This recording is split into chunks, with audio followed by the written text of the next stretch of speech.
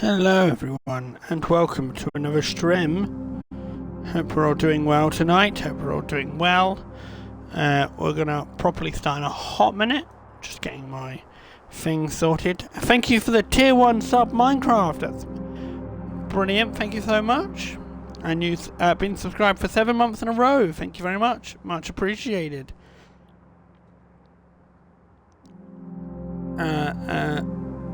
The quote is, I like penis, which is beautiful. I know you do, buddy. I'm aware. Anyway, should we get fucking started?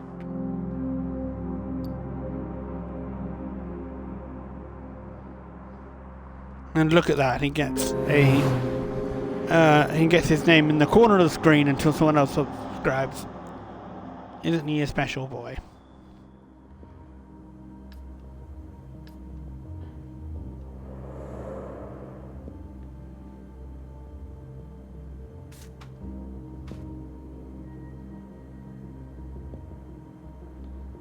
Victim 4. So what have we got? So we've ruled out one person.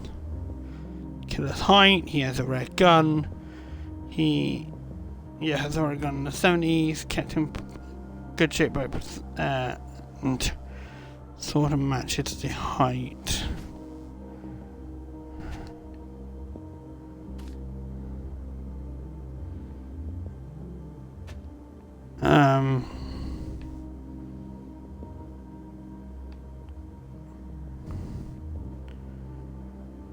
You deserve this, killer's height. He was seen and he had a stolen wallet. What about Pierre? Also sort of matches. Okay, so our main two suspects are these guys. Do we look at Sam? Oh, Sam had like minor connections. Okay, back to the desk. And night.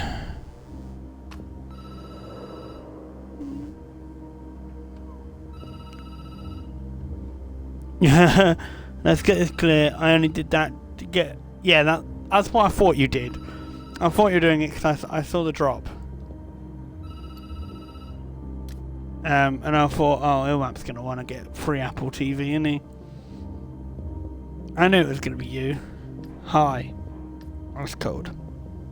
So, she heaves a little bit long. Sorry, there's no background noise. She must be north of the station. Where are you?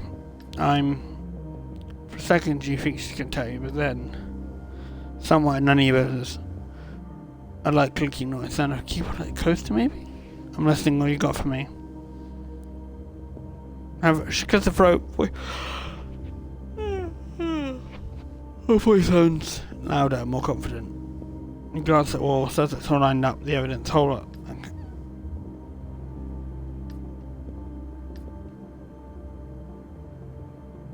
Too much pressure on you. You can almost hear the smoke she must be wearing. Now you have to decide. So what did I say? I said he had the weapon.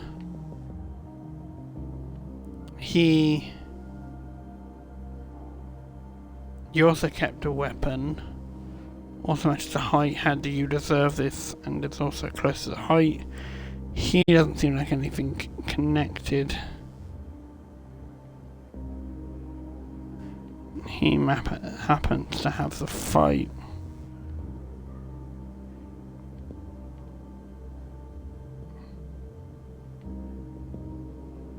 Cop impact. See, most of them are cops. All got health conditions. Are gay in a relationship. No, the closest information at work. Born in friend to Till.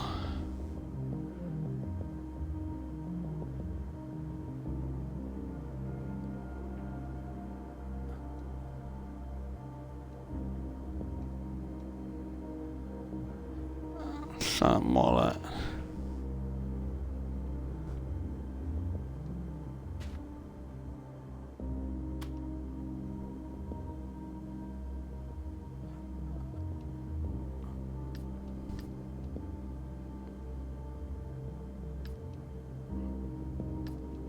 Not convinced.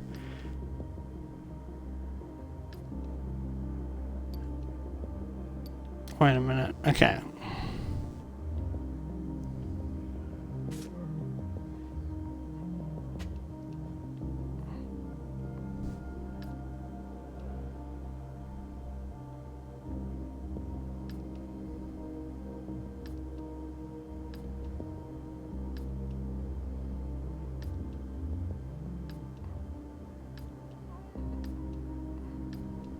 Right. We have a suspect. Paging to be emergency with overhead for the... Oh, brilliant. Paging at your beat. Emergency. Emergency. Paging at their beat. Emergency. So we have a suspect. Have a way accused.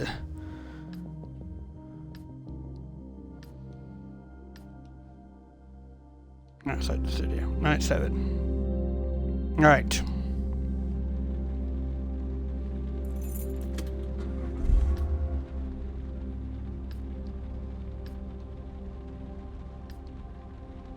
You and I had a deal. You know it painfully. Cut of crap. Clearly I should have trusted you.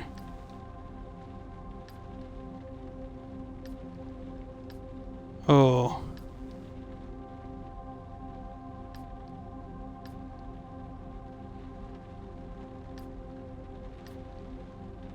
Fucked. Oh, we got it wrong. Fuck! No! We got the case wrong. Fuck. Alright. Well. Shit. Okay. New game? Do it again? This is beautiful. So the opportunity can't make till I had a payment option. Apparently I can't add one because it doesn't fucking let me. Beautiful. Not at all. Does it not let you? That's hilarious. Do you have an Apple account? I guess. We've done the judge. Doing to the death, shall we?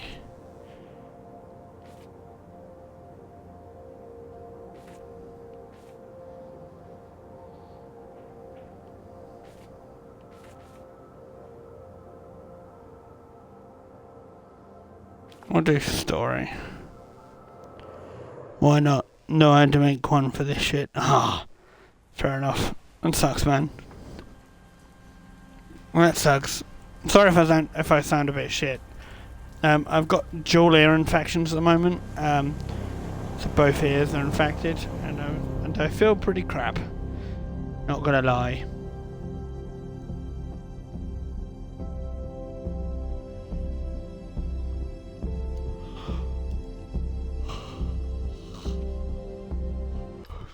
Right, okay, doctor. Here. So, can you hear me? Do you want to speak up? You're fine. So you just spent 2 weeks in a coma. Bounce around your head. You need a moment to understand it's me now. Coma. The word scratches on your throat. Yes, you're a victim of assault. The word resonates in your head, victim. You're aware of serial killers currently on the loose in Paris. You feel the contents of your stomach crawling up your throat. The killer of the media are calling the angel of death. Stuck a knife in your right side, it hit several organs. So you threatened yourself when they brought you in, you were obliged to put you in an induced. Voice become resistant fades. This part of the back of your mouth, your head is burning, you hear also what air. Fingers move your wound underneath the bandage, you can feel hard skin. It's incredibly painful. Did they... I'm sorry? Did they catch the angel? No. One passenger. You dead before you can get out of the cab. Very awkward second, she hesitates. Please, I'd like to see you as soon as possible to answer some questions. Technically, you're the only person who survived the angel's death. Noise in the hallway attracts your attention. You try to turn your head to no avail. You need to rest. Voice leaves the room. She leaves the room, her voice resonates in the hallway. I don't care easily anyway, she's... A female voice joins in, strong authoritarian voice. You can't clearly make out what she's trying to say. Strange feeling washes over you. It's not pain or fatigue or a combination of the two. Before being in the hospital room, you never realised that anger was made up of a combination of pain and exhaustion, anger, feeling you're doing too well. Days combined a month later. Night 1. And that part does fucking work. Fucking apples up my dirty dick. Beautiful.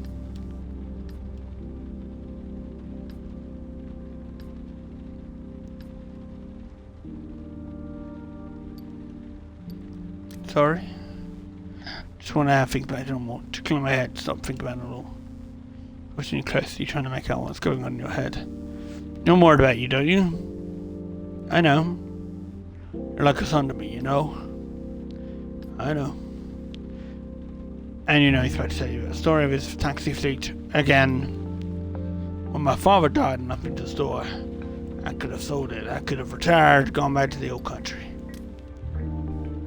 But you preferred to start your own company and hire an uncle guys. Both smiles. He knows you told your story a million times. So I got 45 guys like you working for me. Sounds fair in the air. Though none of them are any match for you. He smiles, his voice suddenly takes on a serious note. You want me to go over everything again? The GPS. You haven't been in a taxi for weeks, maybe you do need a little refresher. I'm fine, don't worry. Boss seems so embarrassed. Just take a minute, make me feel better. Alright, fine. First, there might be some potential customers trying to figure out where they're going, then you decide. Or a taxi is no one else around, you have to go pick them up. Shrugs. That's the way it goes, it's business. So, you have a phase, you look at the map, decide whether or not to take them, and you drive. Especially quick mechanical smile, you know all too well. When it's just about work, it's just about work, that's all. When shift is over, we do the numbers in, the voice trails off and search for the right words. And that's all, it's pretty simple. There's no reason why you can't do it. Alright, no overtime. We're friends here and there are rules, regulations. You might not see it that way, but no one likes having a driver and stop for 24 hours. It's the way, something bothering since you got in the cab. I mean, you know the ropes, you get it, and I can do a good job. What's the matter? Boss keeps quiet for a while, so he doesn't speak, and then... I don't think it's a good idea, you should be driving. Murder's still out there, and I think he's gonna come back for you. We? Colleagues, I do too. Anyway, I'll let you get back to work. Every minute spent in your taxi is a minute lost. She'll smile, half ironic, half serious. You can count on me. Yeah, no, that's no problem. He smiles. Puts up at the door next to the cab, you watch him cross the street into a fleet garage. Couple of colleagues already out. Anyway, taxis are coming and going. They will ignore you consciously or unconsciously. You are branded. You sit there a moment, you turn the key in the ignition, hum engines and a tingle down your spine. It's impossible to describe how you miss that feeling. It's back to night shift, back to life.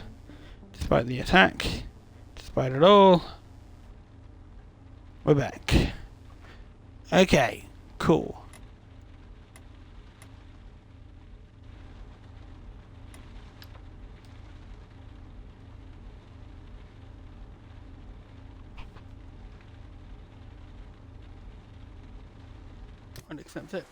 Would accept it, sure.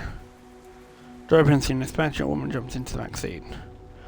Rue de Levy. With a shaking, her mind is elsewhere. Please. Start driving, and the rear minute you notice the passenger is shivering. She's clenching rose in her hands like it might have voice fly away. You want me to turn the heat up? She doesn't hear your question. Miss? No. No? No, I said no. No heat? He asked me to marry him and I said no.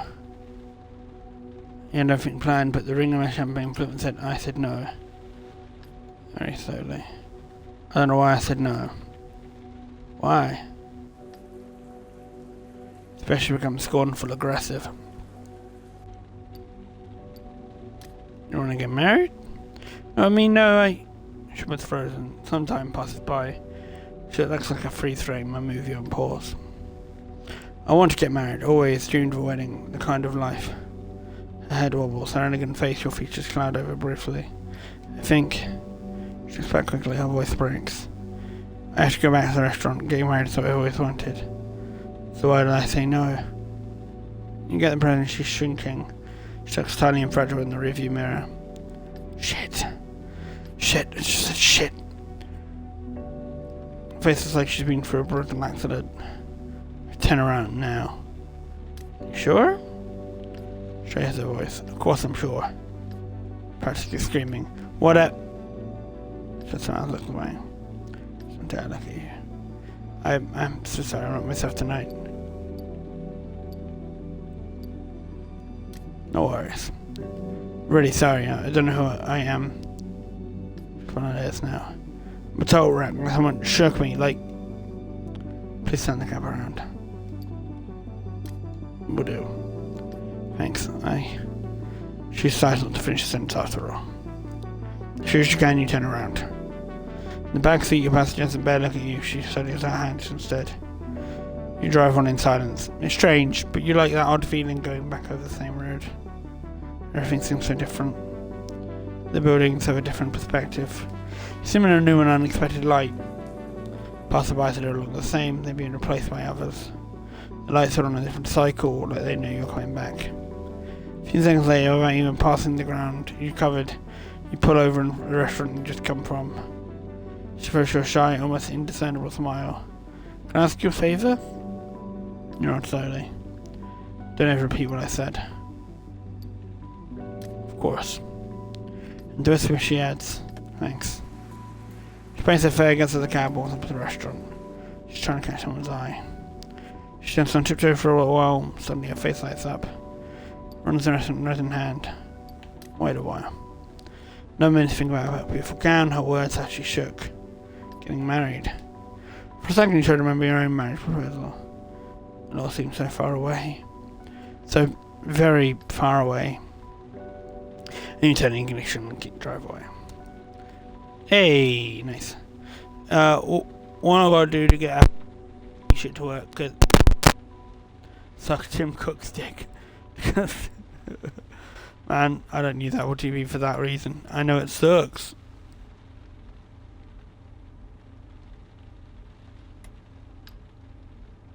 Let's go.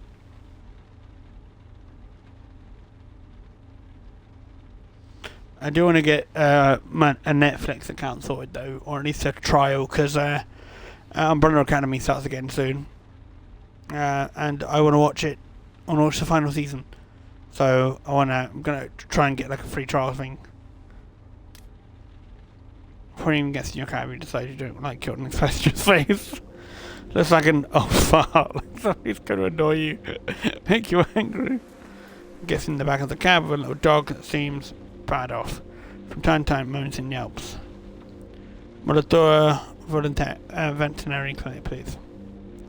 Driving on him to put a finger on the smell he brought with him. He's not gonna throw up, is he? Her name is Muladette. Then you are insurance lawyer, taxi. He may not have called your cab a piece of shit out loud, but his tone is still for him. You sigh. Stop passengers that rubs the wrong way. Kind of a sense of entitlement. Kind of would deserve if you pulled over right now. Here and now. Does that smell like a hospital smell? That's not it. Say nothing. Minutes are but to pass. She's living her final hours in this world. Yeah, you're pretty sure you can see a smile making its way across his face. She's been like this for 10 years. She's in pain. His voice sinks into sticky sadness. Morning to evening, one night too. She's in pain, and I hope she'll be free from suffering. Pauses. For her own good. For everyone's good. Looks out the window for a second, letting his thoughts slip away.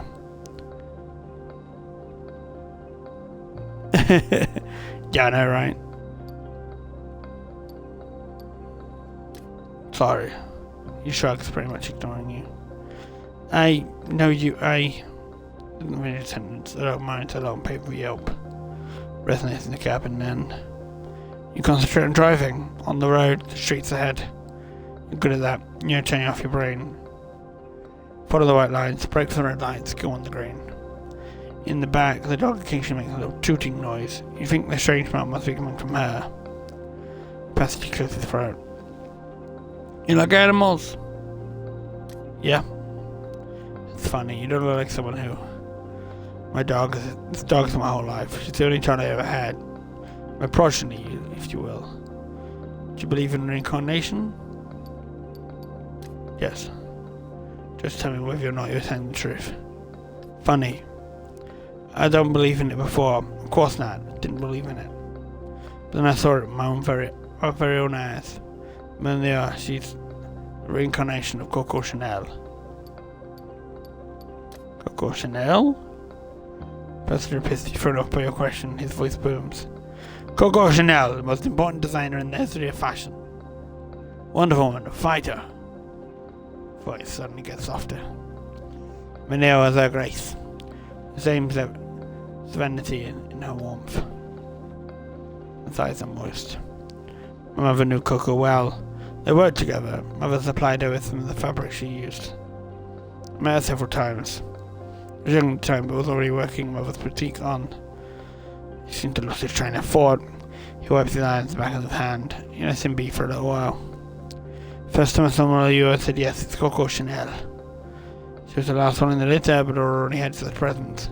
Yes, that's it, presents.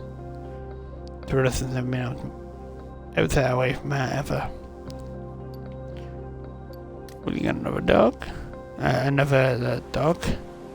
For leaving speechless for a while. Eventually to be teary-eyed and emotional. No, I'm too old. Way too old. Les looks away.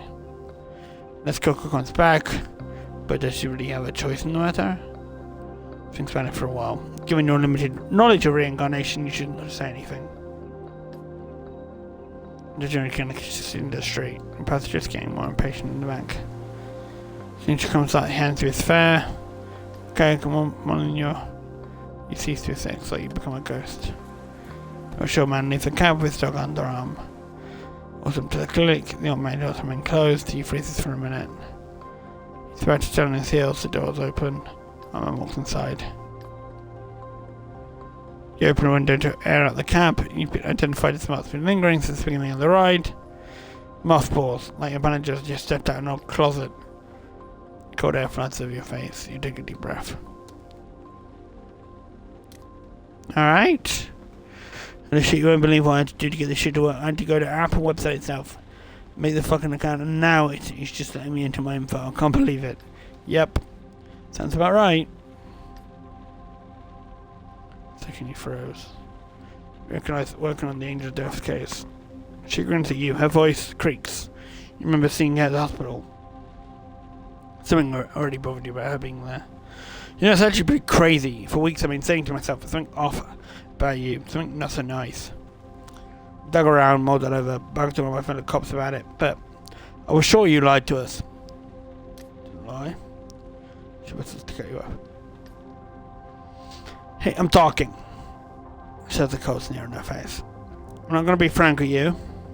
She leans over to you. I don't see how you could be the angel of death. All that staging doesn't seem like your thing. Too meticulous for a taxi driver. She squints, like she's trying to make you out from far away. Are you to go on to the extent of hurting yourself? Yeah, between us, it's a bit of a stretch. She stares at you. But not one enough for a stretch of my piece to stop going on and on about you. Seriously, it was all time. If I didn't know better, I think I had a crush on you. She smokes. No, I think it's more interesting to profile. Prison at 17. I see chill feels your gut. And for murder, too. Open your mouth, but nothing comes out. Since you've gone out, you kept a low profile, but you're lying out your name and your address. I've checked. It's normal, you'd say. If they get word for your time served, no loan for your permit, no lease for your car, meaning no second chance at life. Voice becomes hostile as warm. Personally, I like guys who want a second chance. No, I like guys who fight for a second chance. Basically, I like guys who are willing to work for me. Forward, a shining cat eye, narrowing. My chief wants you to go to prosecute with a first and last name with evidence. Actually, knowing him, he's not so hot on evidence. I'll give you info, victims, Suspect's medical reports and some photos are a bit... It's a gagging noise. You have to be discreet. Keep between you and me. Interrogate, ask questions, dig around. I'm not a cop. She shrugs. Don't worry, you're already keener than half the squad. Don't forget, I'm asking you to make an arrest and deliver the killer wrapped up in a bow in front of the station, okay? You're no Batman, you just need to get me more information. She rummages from her pocket so I see black gravel. Here, take my card. I'll call you in 3 to 4 days, just to check in. We'll chat. And I'll let you know if I'm any takes on a dialectic, panelistic tone, like just giving you list of recommendations for the 100th time. Don't get caught, don't get arrested. Also, I wouldn't recommend trying to leave Paris. I know what you look like and I know who your friends are. You can give me a solution to my problem. You can give me a solution or the problem, my friend. Just meant to scan your face, your emotions. After I'll go checking on you know who. Smile is biting. Reminds me, you know you've done time? Shake your head. She snickers. Oh, my little dirtbag can cover your tracks well. I did what I could. Yeah, if you say so. She sighs in a tired, exaggerated way. Don't mess with me, man. If things don't go well, I'll turn you in. Send your picture to all my friends in the media and every outside in Paris. Your picture with your name on it. Your real name. Anyone close to you of their pictures placed a search and they'll be put under house arrest, spending next in jail. Do you have any idea how tense I was that fucker's trial's underway? So you know what she's trying to get at. Come to think of it, your last names are always the same. You could be brothers, actually. Nothing that son of a bitch. Let me tell you, with that face of yours and your handle, they'll welcome you with open arms. You have no right. I know you have no right. Takes on serious tone. Business like. I want to catch this killer personally. I want to drag him to court, ruin his fucking life, or bang. You can't bosh this case. You got me, and neither can you, right? Nope. Well, great then. We'll see you eye to eye. Just say you're my informant, mate. CI. You're in your gut. You thought your own insides. You went into a coma. Yeah, you plenty of reasons to want to get back at him. First her brow.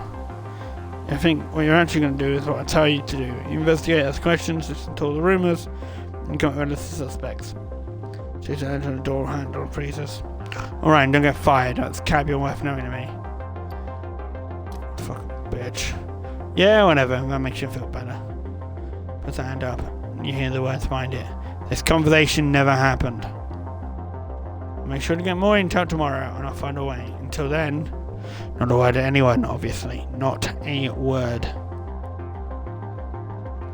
You know what, just for that Apple, I'll use an old gift Visa card. So you don't have any of my money in 3 months. I mean, to be fair, they just want card details, so they can. Because normally what they do with these monthly subscriptions is you'll get it and then you'll forget in 3 months and then charge your account. So it always works.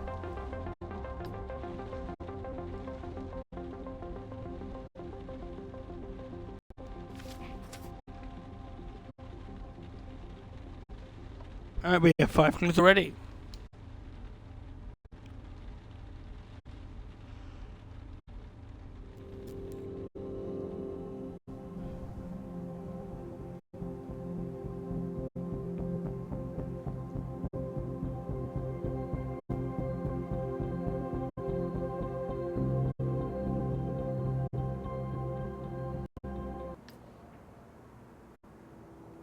Take a second to enjoy the silence of your studio apartment. Outside the city, so you're waking up. You can still hear the hum of the taxi buzzing in your ears. Further files buzzing giving on the table. And all you hung that big cupboard where you used to pin up photos of your nephews. They've been gone ever since you got out of. Your plan is simple. Jot down all the pieces of evidence and connect them to the suspects. Get apart won't necessarily be the one with the most evidence against them, but the one with the most compelling evidence against them. It's like you're building a story about each suspect, to understand their motives, understand how he got in this situation. So you come inside to sleep, you close your eyes, blah blah blah. Alright, let's have a look.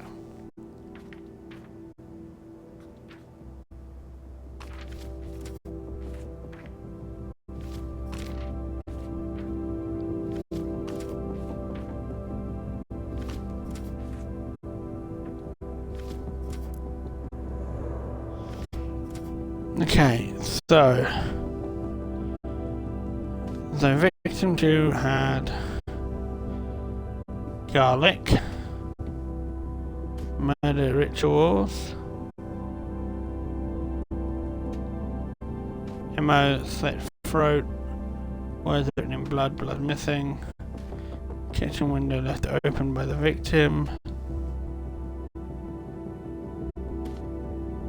break in, murder weapon is a fillet knife. And I'm guessing they all meet the height, and 2 of them meet the knew about the spec key. So, let's have a look. So she, blurry password woman, probably rich hair or something, was born, maybe night owl.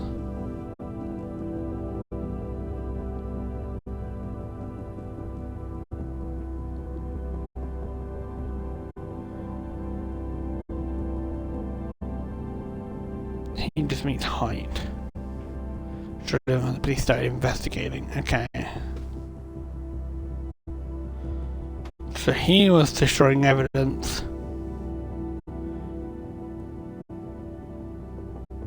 He's a homeless man with minimal. He's a French chef, part of a cult. Okay.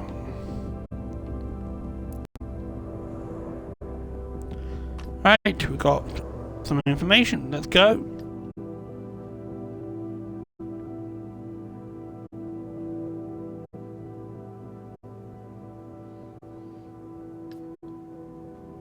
Fence that they run for your head.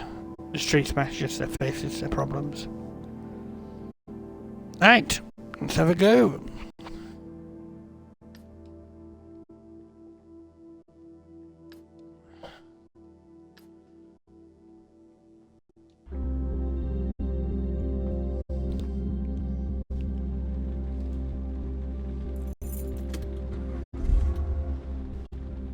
Sorry, I turned the fan on.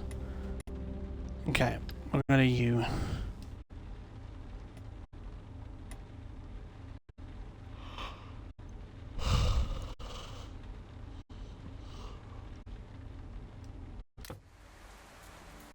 Oh no, suspects. Nature for years and years, and every now and then he has a fairy trying someplace. The usual gets you quietly, even though he seems to the knowledge. Hey buddy, what's up, pup? Strange felt, but you never really understood. Set the cap. Pesty Gazoo and I showed it, clearly worried. Everything okay, Herv? Yeah, sure, no worries. Trails off, he seems to be collecting himself. Just as a cop in my tail, jail. A cop? Anyone come in and ask about me? What do you mean? You know, from the crime squad. No, nobody's been talking to me about you. Guys been driving me crazy, asking all those questions, digging up my past, you know what I mean? Digging up your past. Like my old girlfriends and stuff, where I used to live, why I left the show to go to. First and foremost, that killer, you know, the serial killer. That he was after me. Or you somehow involved in all that? No, not really, it's just I saw a serial killer guy's face. Pauses, and just enough time for your brain to process information. You saw the face of the angel of death? Past you can see a funny smile. So I'm in profile, Mal. Profile on his face. Profile, but what's the difference? It was like, I was like 50 feet away from him, man. I was like sleeping in an alley just across the street from, well, where, you know, we killed the last victim. My stomach hurt, I couldn't sleep, and, you know, so I'm in profile. He was short, really short, like no more than 5'2" or 3. He's staring at you. Why don't you come in?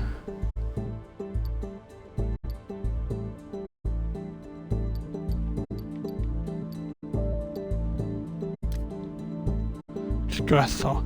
Yes, that guy comes around, you tell him to go fuck off. I'm not gonna tell the police anything. Not a damn thing. And anger crept back into the voice.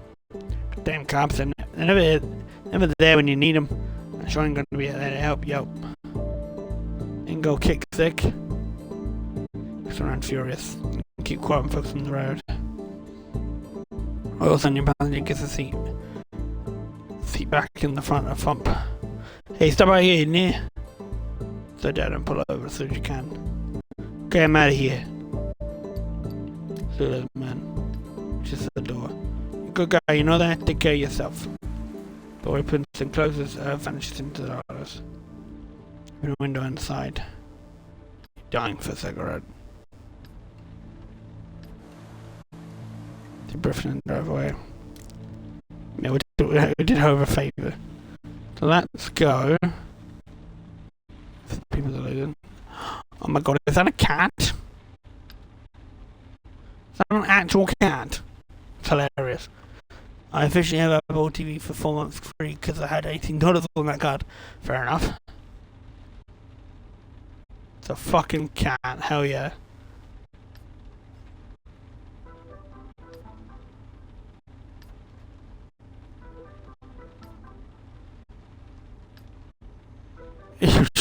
The cat slipped into the cap. No, just shoot it away. But as soon as you rotate your hand, the cat shifts positions to paper falls from its collar. Pick up the paper. Unfold it. A fragment of a map iris the St. Lazare train station. You turn your eyes straight to the cat, you see something an answer. Are you going somewhere? Go ahead, say yes. You want to go to St. Lazare? Again. Are you a dog? No. That's your will tell you. What the hell's going on? Okay, fine, I'll take you. Fine. I told you I would love to insist to balance the conversation. Normal. This is all perfectly normal. You start the cab, but glance at the cat behind you. You're the one who wanted the cab? You start to laugh. A few minutes go by, you try to break the ice. It's will be the best. Everything okay? You're a yes or a no, more blink of meow. You mean someone? No, that's not it. Got started a conversation before him. Yo, Fred, pretty strange, I will say. Did someone hurt you? Blink of meow, you sigh. Your owner? Meow, but long deep and heartfelt. You nod your head. What happened? Was it a man? No answer. A woman? Was she mean to you? Guess seems to be uncertain. Was she none around for you? I don't understand. You're at home, you're bored, you spent one time playing. Let's get roll her eyes, he would have. She awfully affectionate? Touche, that's it. Just too affectionate? That's why you're running away? Can't you just steady eye, you're sure you're on the right track. Be careful about that, they suffocate you before you even know it. With your head. You ran away, I like people like you. For short. But you are just a cat. You're your eyes behind you, the cat that's out quiet when you're showing me out. Go on. I mean, as well, I don't even know you're in a cage. If I had to think about it. Fully aware of it. Look at the cat. It must be crazy, I'm talking to her. Shake your head. Point to a light in the distance. St. Lazare will be there soon. A few hours later, you stop at drop of air in front of the station. Let him go.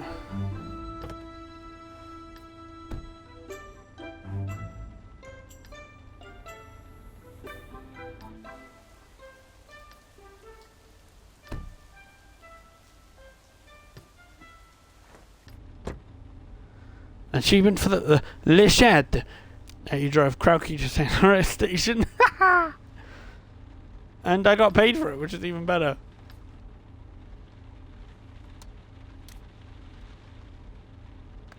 Man actually driving a cat. That's hilarious. She's there. How am I on fuel? Let's go to you and then we can go to fuel for next. No, to cancel myself to you. No! Fuck you! You can't cancel that. Fuck you. Give me money. It's 1 month, man. Leave me alone. Just cancel it after the month is gone. Do that.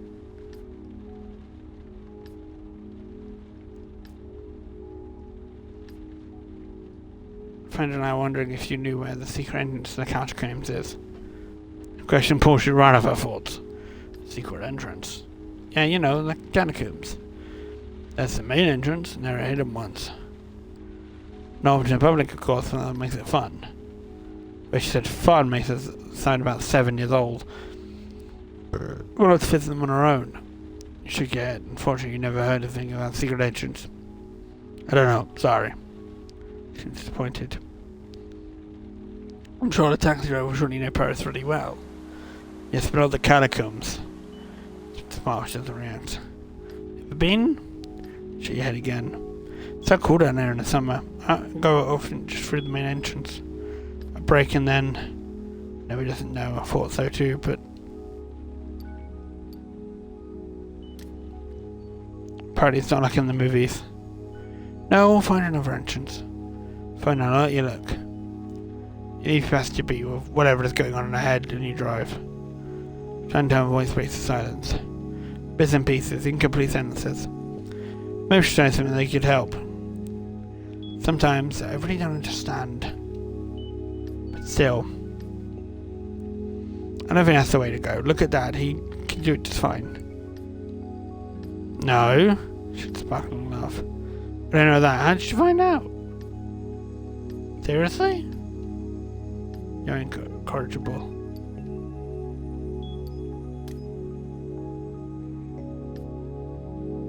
Wait, that's true.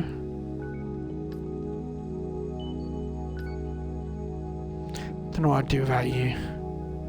You're right, in book 19, St. Augustine clearly states it. Tongue's a corrupt man, they keep us apart. And can we be friends of apart? See, God surely has closed its. That's the right thing to do at the moment. Indubitable. As for England, the cap seems heavy and stifling. What? Well, yes, it's true. Jesus is right, we're here. Park, and you feel sweat running down his back, she googles.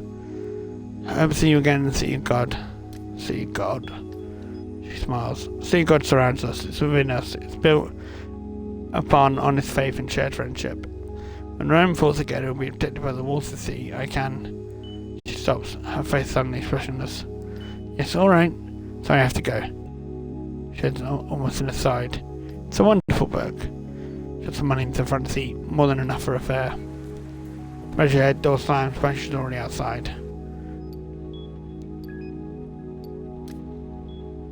Panicking in the instant. Well, it's a turn-on job, no doubt about it. Drove away from Notre Dame.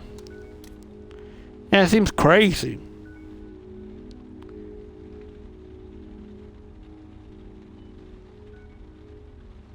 Yeah, exactly. You just tell it not to renew. That's fine, right? Where else?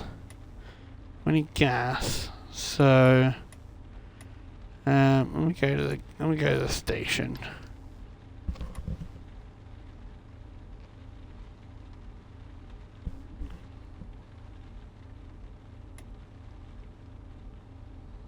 Because we could do a top up. Yeah, it auto renews, which does suck.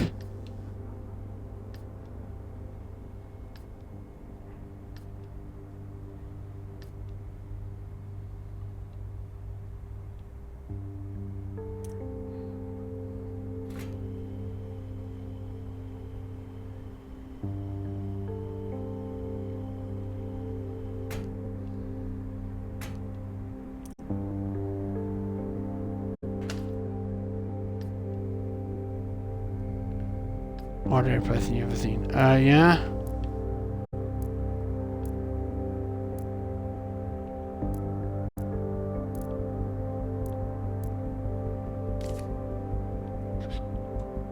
You win €10. Yay! Nice.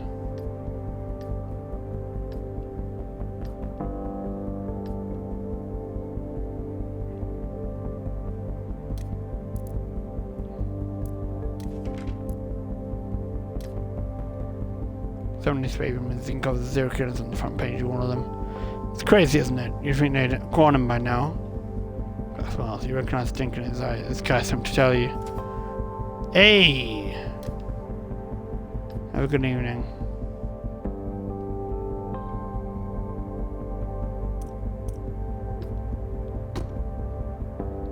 Alright, let's go. Oh dear, what have you done, Discord? Ah, cool, we have a guy. Let's go.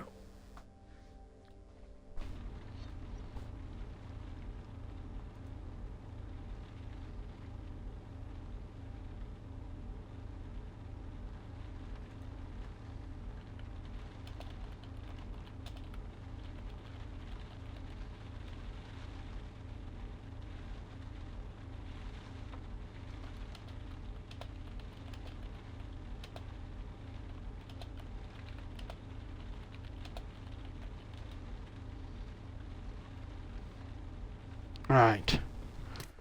Let's go. Hey, an achievement. Try out our. You just got a 25% game. Ah, nice. That's the way, not saying a word, and you start driving. Same patches like in before, introvert, silent types. But still saw what they're doing, they didn't even notice you. Or tries by. Send passes on the keyboard reminds you of the sound of the rain hitting the hood of your car. Having a good evening? He grumbles a laconic reply. Your expectations can be a screen. Keep an eye on him. Get impression he's not typing for sentences or too short halting. You a programmer? It said to look at your interest. Matt speaking, how did you know? From the way you were typing. Pauses and flashes a tiny smile. Very perceptive. The fast computer types a few lines on the keyboard. They said all of a sudden, what do you think of the world? And stand up. So I came out of nowhere. How do you perceive the world? Did someone create it? A god, many gods, an alien being? Inside for a minute. It's the truth. I used to believe, but don't anymore. Hey, Lacquer! You were straight with the journey about your beliefs.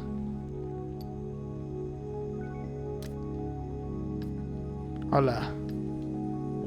But not anymore? No more. There are things been rough for believers lately. I stopped believing long before. He smiles at you and say, I'm just not interested. He smiles at you. I get it. I feel the same way. Personally, I believe that all of this indicates the world around him. It's just absolutely no importance. The world doesn't exist. The earth, the moon, the sun, how you feel when you get out of bed in the morning, none of that exists. Automatically. No way if you notice on purpose. And keep talking.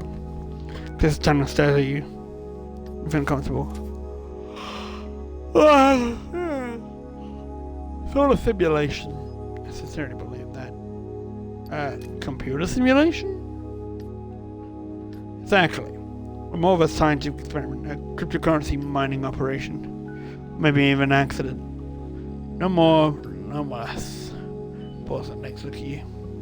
How does it feel to learn the world doesn't exist? That our God is nothing more than a computer program.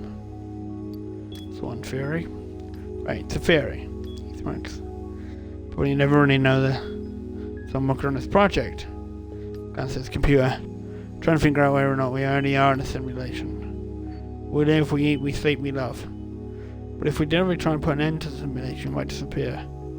It says telling you, we are. He snaps his fingers. We are no longer. Since the latter part of the speech, he's relishing in it. How can I prove it? First, to find a flaw in the system. A flaw? Yeah, if we're in a simulation, we're programmed. And the ones that programmed us either made mistakes or tried to save money. Why? Because alternatives, the pleasure of torturing us, ignominy, or a joke are unrealistic. It's expensive for us to exist, it just has to be the case. Just to find the float value with the weak spot, we can break it. We've got to crash the simulation and die in order to understand our own reality. It's a terrible fate, isn't it? Die to exist. Die to become real. Die to make our existence materialize.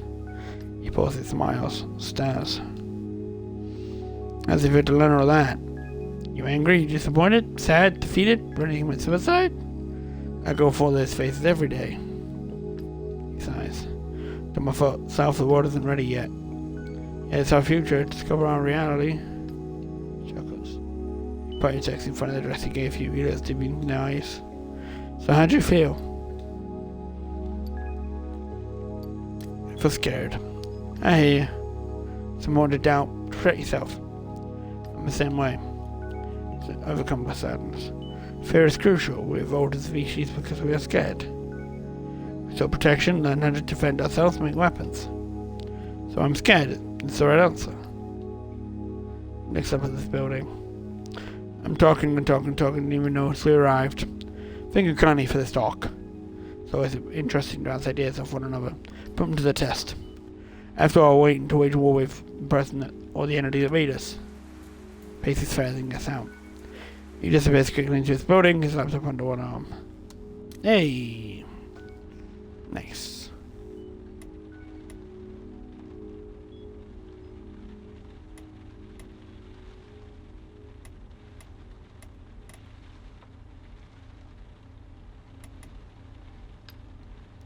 Or slightly shorter, if we make it.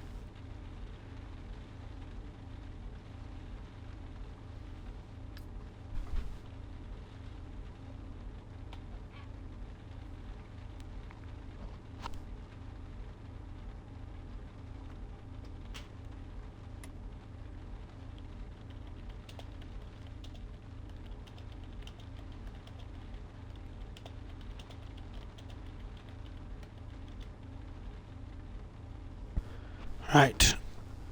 Yep. Now passenger climbs in the cab and slams the door. The entire taxi shakes for a few seconds. Tells you when she wants to go, her voice cuts through the night. Strong pronounced Spanish accent. And a lilt you recognize immediately. You from Marcel? It's right towards you. Yeah? Pick one surprise in her voice. How'd you know that? I recognize your accent. No one recognizes my accent until the journalists think I'm Spanish. Journalists? She closes her eyes. Am I supposed to know who you are? I am Pret Mandraya. She watches you. I'm the chef at La Bra. You nod. I don't know it. If we can finish the sentence fast, you a smile. Don't worry about it. It's too late now anyway. I'm closing the restaurant. Not of clients? Oh no, on the contrary. We have reservations on the books for weeks to come. Passenger sighs. You see, we lost a star. Used to have two, now we only have one. I know it sounds trivial, it's just a star attributed by a photo critic, but it's the beginning of the end of a slow, painful death. I don't want to live through that. So I'm closing. Tell everyone we'll finish out the week and we'll pack up. Giving them more 2 months space, they can enjoy the holidays and relax a bit. Something else that catches their eye. Could already use a break. It's a tough profession. Yeah, it's very relentless. The best survive, the others give up. Sends her head away like she wants to distance herself what she's saying. Like you, we work odd hours, weekends, holidays throughout the summer. I know, you get it.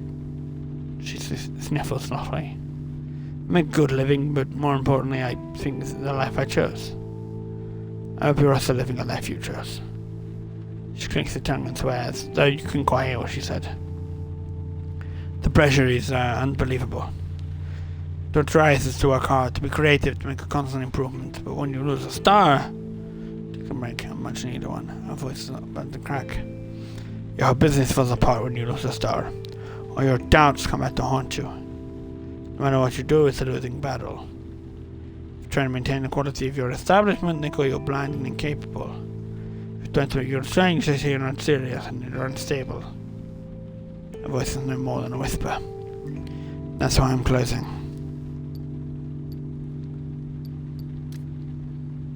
I think the days of one's career and lifetime are over. Our parents... She crosses her gaze in the rearview mirror and quickly corrects herself. My parents had one job their whole lives. Even when they came to Masai, for me it's different. She shrugs, she looks out the road going by. You can change professions? Me? Change professions? Never. I started cooking because I love fish and seafood.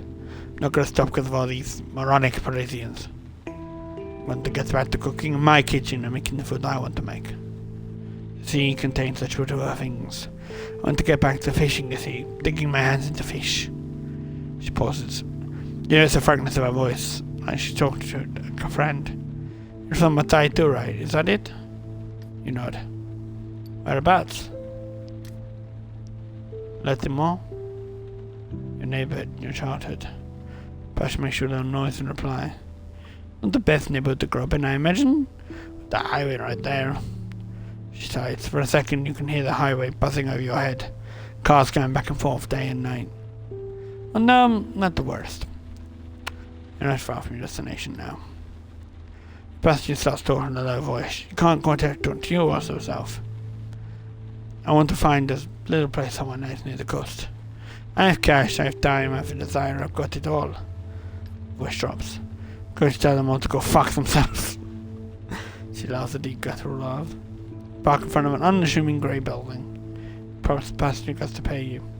I live in a tiny apartment, bare bones. I usually have dinner by this time. She sighs. You wanna come up? Look right, okay, not for long. Small, simple with no decoration, more or less, strict minimum.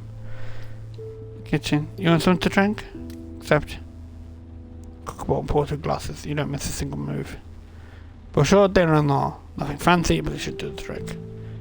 You know nothing about why, but you find it exceptional. Getting dinner ready, you examine her place. Nothing suspicious to that. Looks like a place owned by someone who works a lot. It's a purification or a ranch for a bit. Be worried about leaving her alone. Where's your bathroom? By the front door, just off the bedroom. You know, start walking around. It's a really small place. Bedroom looks as narrow as it does comfortable. No suspicious, no surprises. It's ready. She's a purr. First supplies to you a ruby coloured tuna fillet, cooked on one side and raw on the other. Carpets, carrots, a white vegetable you don't recognise. Oh, that's candied pear and ginger. Tasted it, refreshing, light, a bit spicy. Never usually eat anything this exquisite. Simmering out glaze. She seems happy. Now I'll let you go back downstairs. For the first time in months you feel calm. Head is spinning a bit, but just the right amount. And I got an achievement for that too, yay! Head is spinning. And takes the steering before driving off. No tip, but we're pretty much almost done anyway. There you go. You know no one. You've met Harvey. You have Harvey up with your investigation. You met Krauke.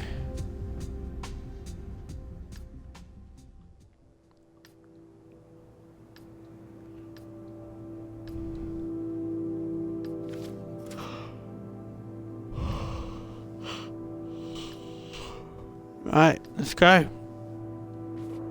Right, so we have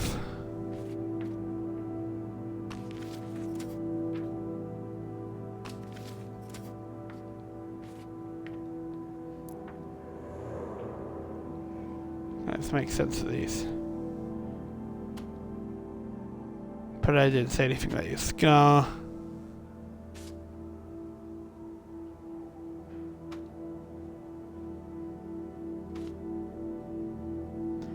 Victim 4 defend animal causes. Okay, interesting.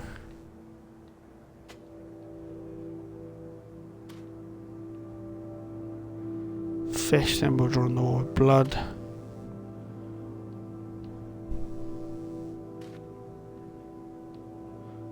Journalists believe they're in a simulation.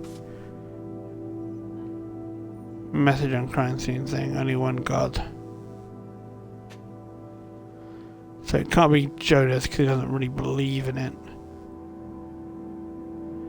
She just meets the height in the god.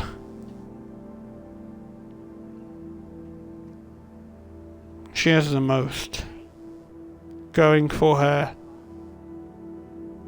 but he's homeless. Hello.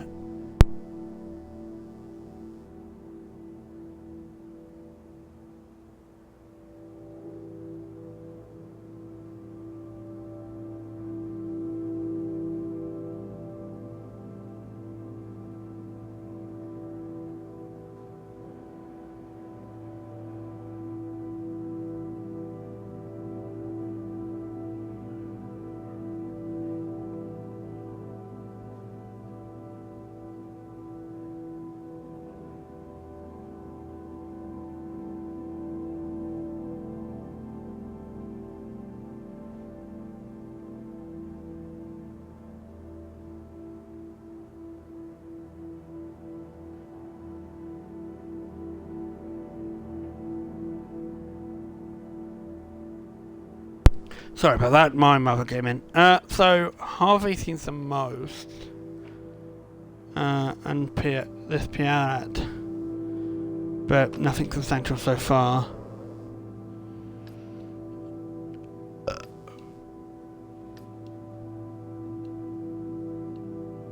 Right, next time.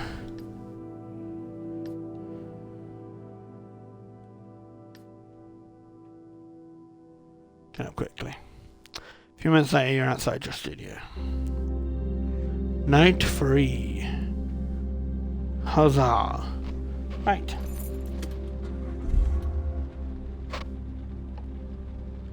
We have passengers to meet. What have we got?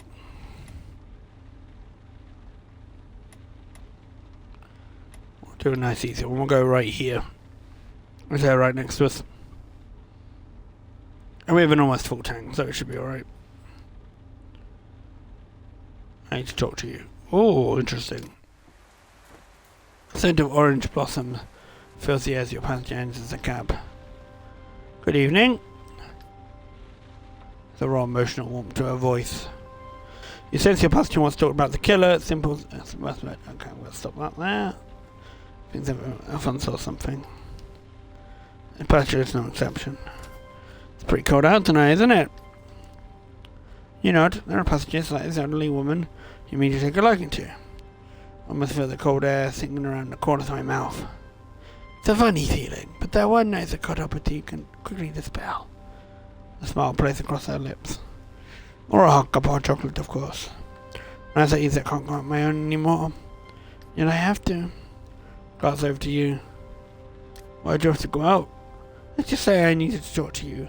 Hope you won't get me wrong, but just drive around the block if you will. I know who you are and what you're doing. Just quiet for a minute. You were searching for the right words, as me trying to reassure you. I know what you're doing. The city really needs your help. So does the world. Don't get me wrong, but I know you're looking for the killer. I know what he did to you. I know why you're after him. Oh, smile. I'd like to make you an offer. You can take it or leave it. But I'd like everyone to tell you to remain secret no matter what happens afterwards. What'd you say? Listening? You see, when my husband died, he left me a building. I converted it, made repairs and renovations. But above all, I gave it a goal, a role, a reason to exist. So Tao, I suppose I'd call it a shelter, but that would scare away the people who need it. Some say it's a retreat, but same thing, the word has unpleasant connotations. You call it a hotel because my guests need to realise they're only passing through, while their real life is out there waiting for them. Her eyes meet yours. There's more to this kind grandmother in the back of your seat than meets the eye. A hint of greatness. Are you following me? Yes, I believe so. Good. Well, anyhow, the hotel is reserved for men, women and couples, for anyone who needs it, really. I used to have reserved because there aren't any eligibility conditions. Not enough of my own, that is. It is a wonderful country, but sometimes it falls to recall its fundamental values. Liberty, fraternity. In my hotel, I take people in and being chased from their homes for every imaginable reason. Right now I have a couple of women who are victims of domestic abuse. Young one thrown out of her home because she didn't want to have an abortion. Two couples who were thrown out of their homophobic parents. She knits her brow in consternation. Does that have a better idea? Is it free? People pay whatever they can afford. She gives you a smile. I don't do it for the money. I'm not interested in that, you know. Forehead creases. Helping people. If people in trouble, I welcome them, I listen to them and give them a moment's peace. Some spend a single night, others stay a month. Most of my guests don't stay long. They leave as soon as they're back on their feet. As soon as they've found housing. As soon as they work out whenever they cause them to leave home in the first place. Smile. There's always a room actually, under actually been full, so I'll come see you about. You and I are on the same wavelength, we're working for the common good. Her forehead creases again like a crumpled sheet. Maybe wrong, of course. Am I? No. Good. Here are my rules, or requests if you'd rather. Rule number 1, you can mention my place to anyone you may think we need help. Want to drop them off, I ask them in, talk to them, take care of them. You're free to go, you don't have to worry about me, I have my own security staff. Best you gives her arm a pet, leaves you to holster under her shirt. Glazed locks of hers, she flashes you a meaningful smile as if you're in the know. Rule number 2, if someone specifically asks you to bring them to my place, don't do it. Some of my guests are being pursued, hunted, and would be ashamed that the wolf into the sheepfold. A bright smile on the back seat. You can feel her warmth. Sun repressed his perfume, orange blossom, simple and suggestive, hangs in the air. Pause. She thought you intently. Pull over to her while she picked her up. I'm going to ask you once and for all, do you want to help me? Simple yes or no will do. If it's a no, well, we'll find someone else. Yes. Smile at the face. And an achievement! Here's my card. And she's the money for a fair along the business card. You and I were going to do great things together. I can feel it.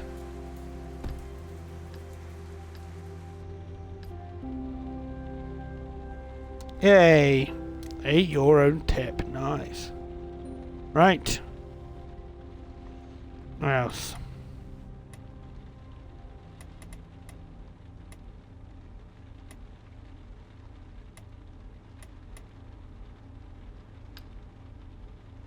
Let's go see these girlies.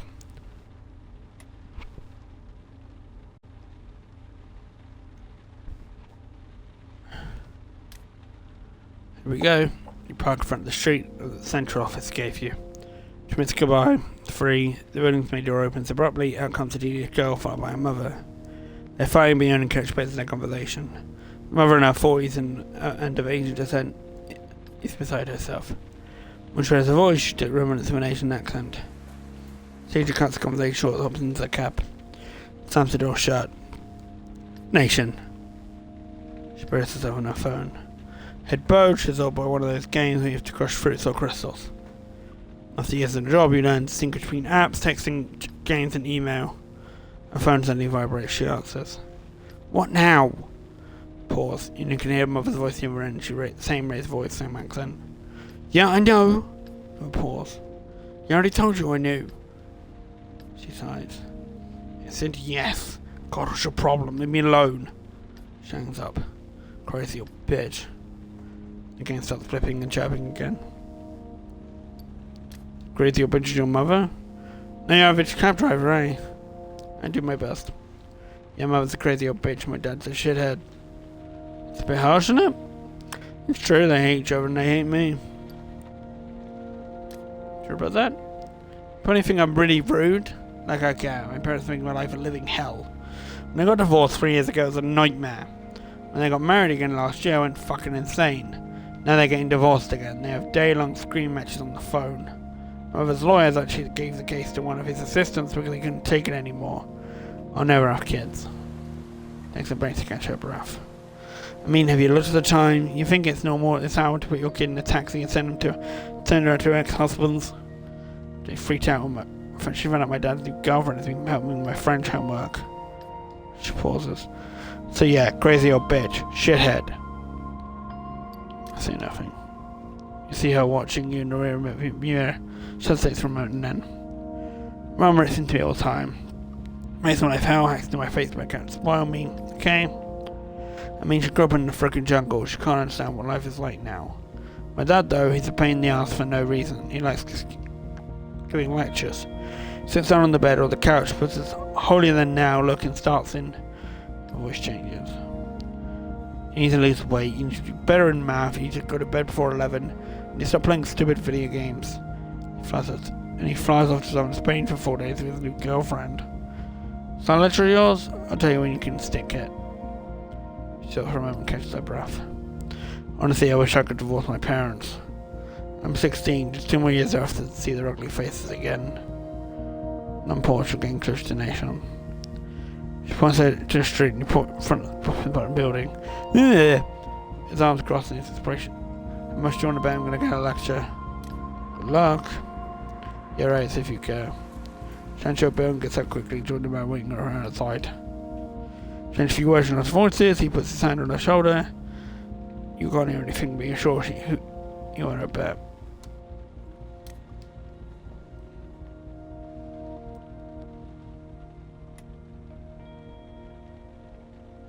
Right, what have we got? Not many.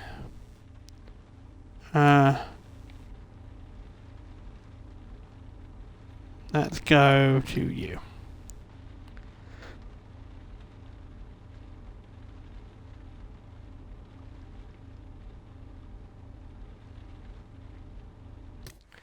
Another person. Good evening. Good evening out to you. Everything alright? It's not IE. I've lost my cat. I know it's pretty pathetic, but I lost my cat. Missing animal, isn't it? Croaky! I'm sure of it.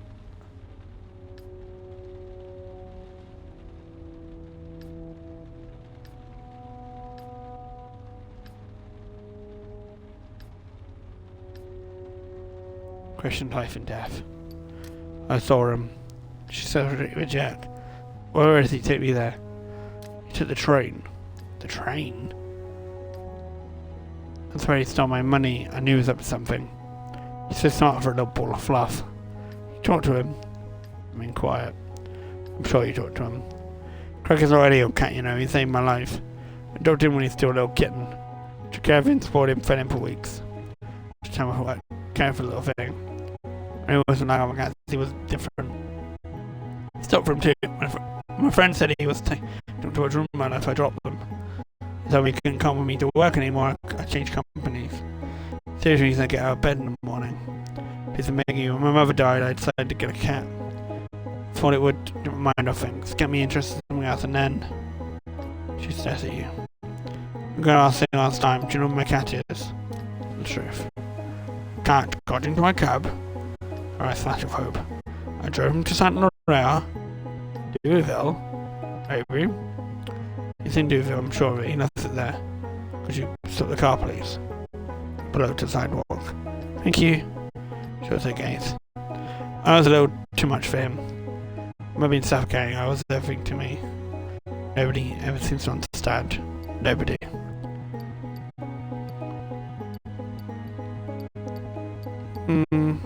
It's not healthy. What do you mean? Does someone smart, you lock them up, suffocate them? It's not healthy. For a cat, for a man, for a woman. She doesn't have it. You can hear her struggling to catch her breath. Thank you. I think I needed to hear that. I'm going crazy. Her voice drops to a whisper. Crazy.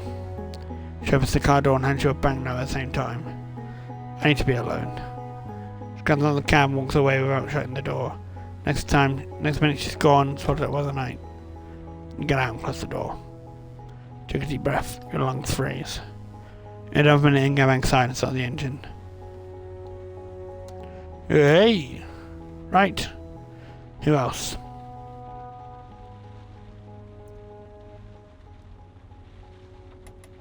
Couple of you there. What are you doing out in the middle of nowhere? Let's go to you.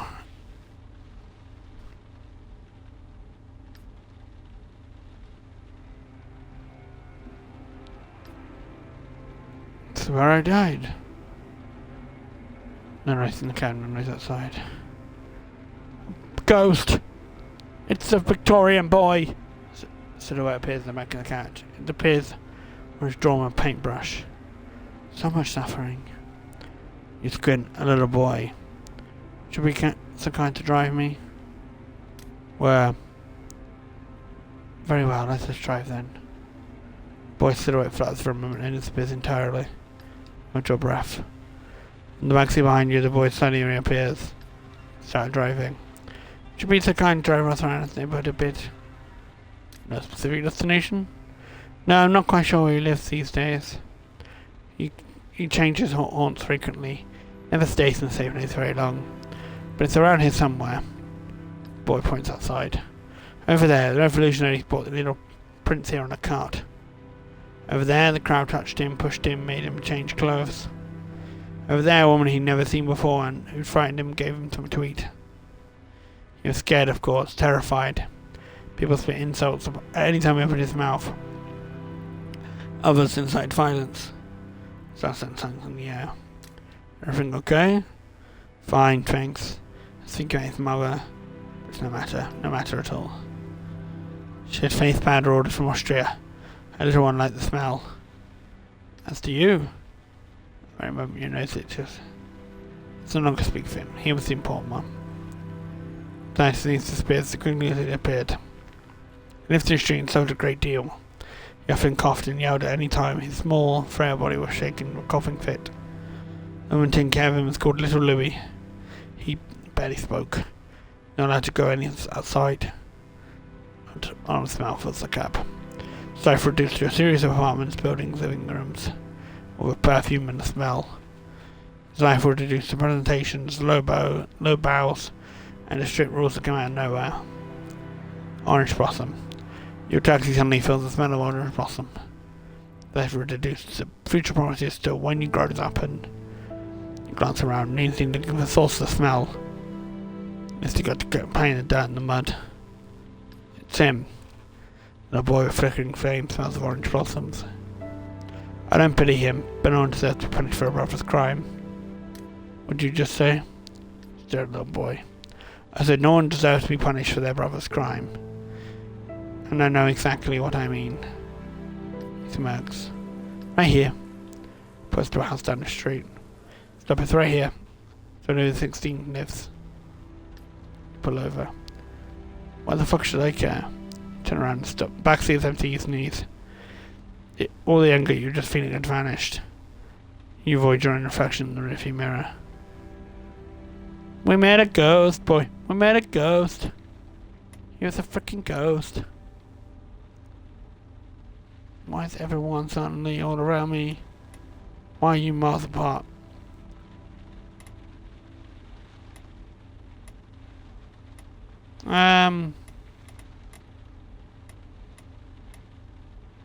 Yeah, you got our attention. Let's go to you.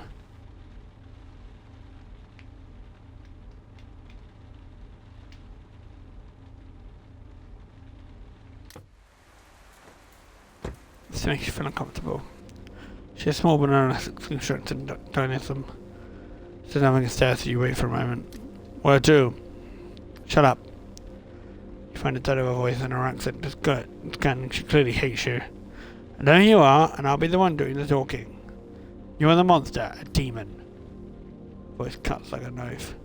A few days ago, you picked up a young girl, my daughter. Her voice is caught. And now she disappeared. She ran away. This is hurtful. So, you and I are going to the Bullinell police station, and you're going to help me explain to an officer how you helped a young lady run away. Your daughter? Esmeralda, an absolute beauty, always playing with her phone. I don't know what you're talking about. So is rubbish, just stop. I know you know. Questioned your boss. I know that she was just another passenger for you, passenger like anyone else. For me, she pauses, her eyes blur and teeth broken inside.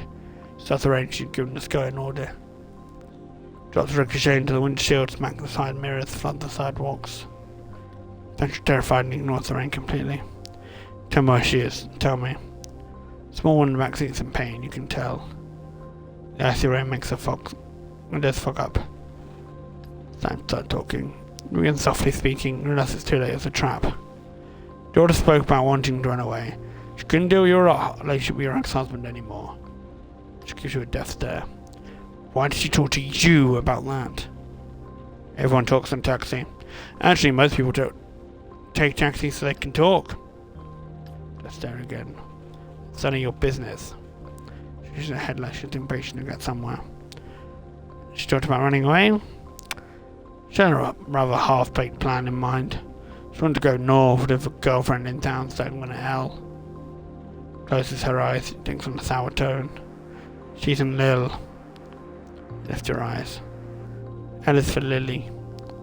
Or asked Lola if she knew anything, she lied. Let me in eyes and lied. Fast takes a deep breath. When it's the last train for Lil. Clock. In a few minutes. Full speed ahead then. Go. Start the engine. If I find my daughter, I won't file a complaint. But if anything happens to her, she manages her anger. Speed towards Gandona. Any sounds, no one in the street. Your wheels spark. Arcs of rainwater to the sides. Series of unsynchronized red lights along the remainder of the boulevard. If you're on them, you'll get to the station in time. Otherwise, you might miss the last train. Run the red lights.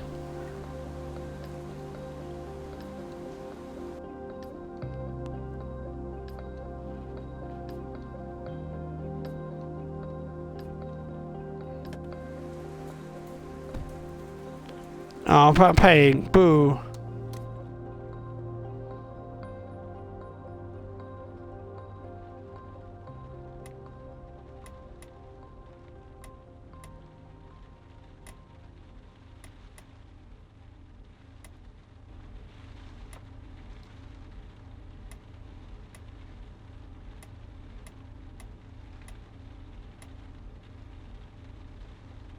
Interesting. You, why not? You're short. Short journey.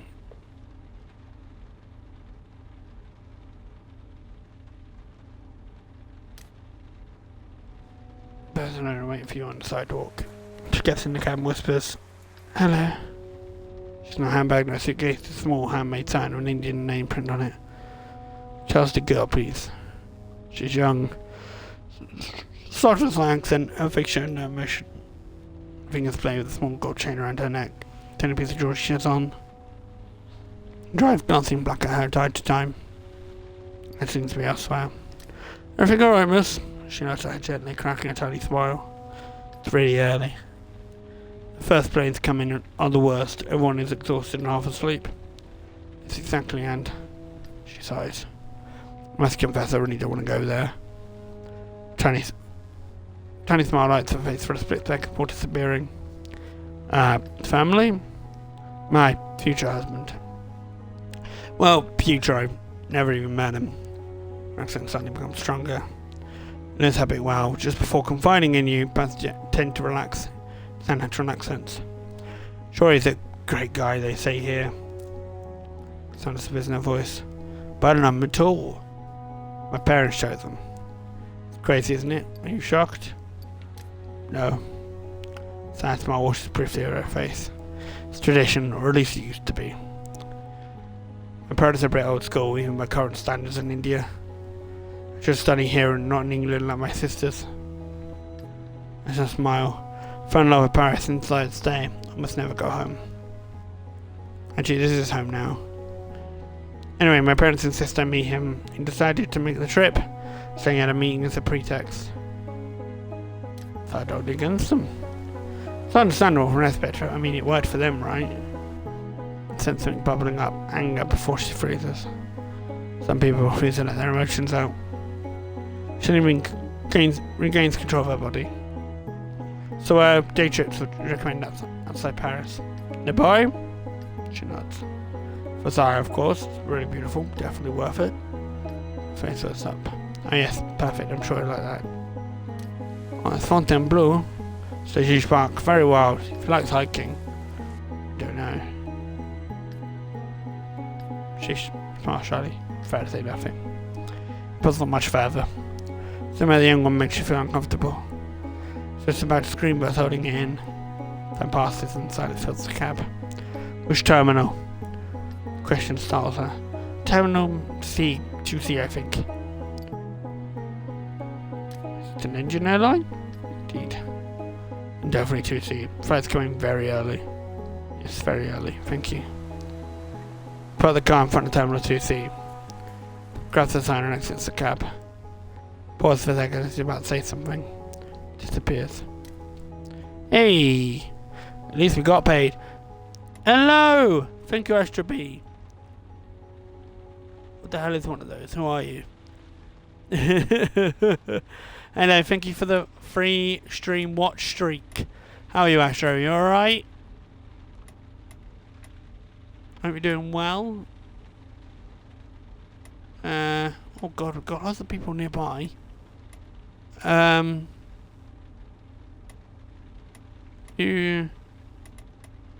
go to you. You seem interesting. Good, good. I'm glad. I'm glad to hear that. Did you read my messages I put in our group chat earlier, by the way?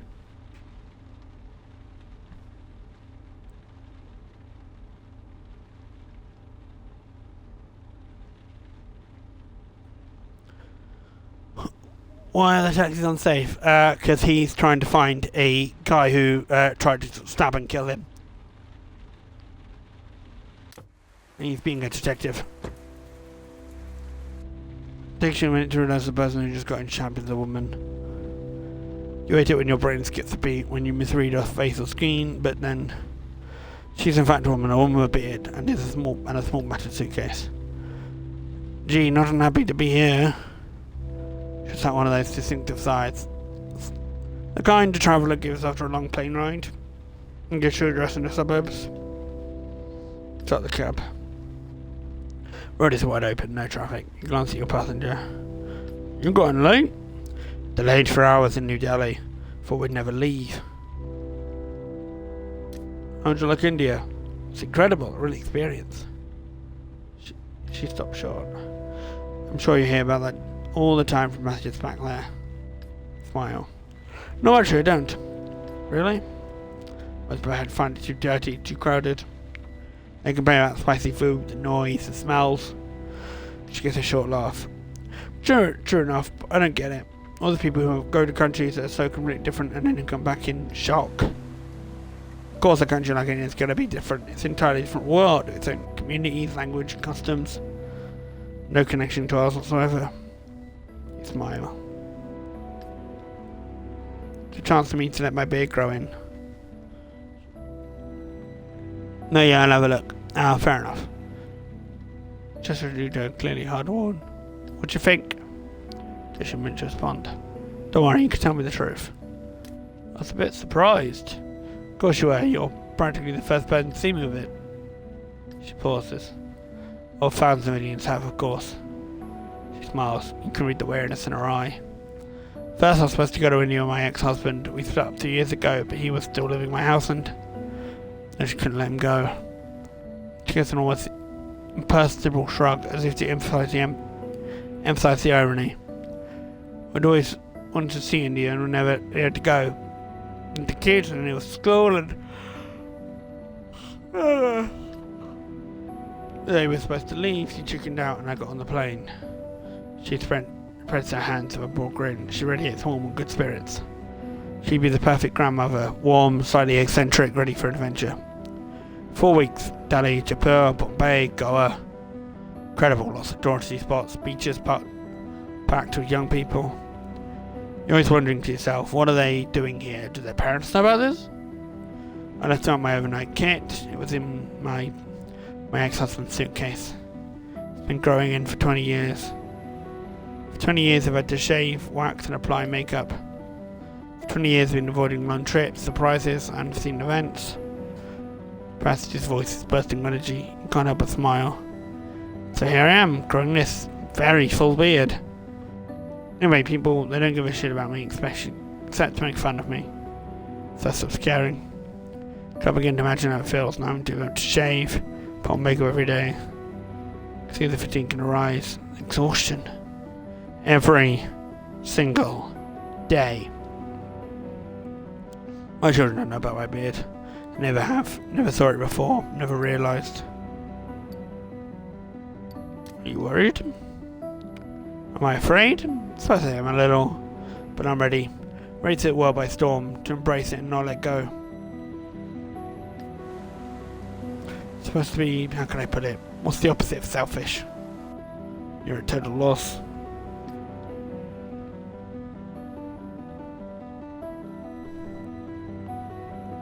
Not selfless, not disinterested. I used to be so out of touch myself physically.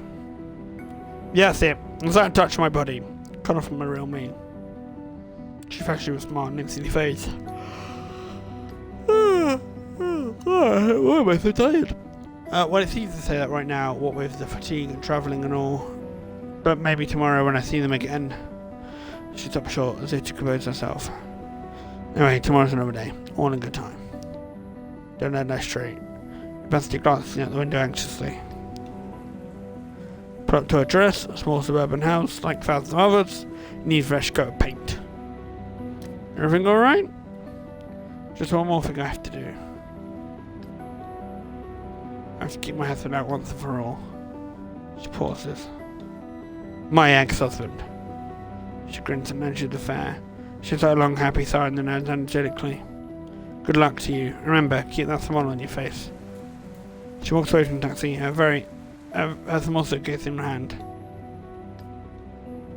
Drive away. Your spirit's renewed. Hey! No tip, but that's fine. Yes. You do need to type loud for you to hear me. Yes. Yes, you do. You met Caroline now.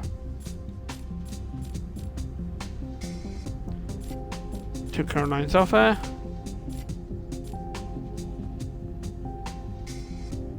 Met Esmeralda.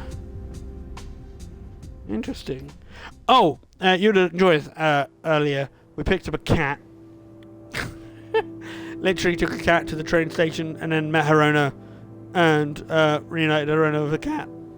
Her name was Krauky.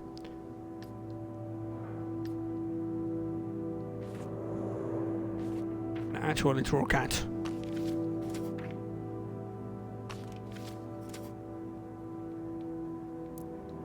Right. Okay, so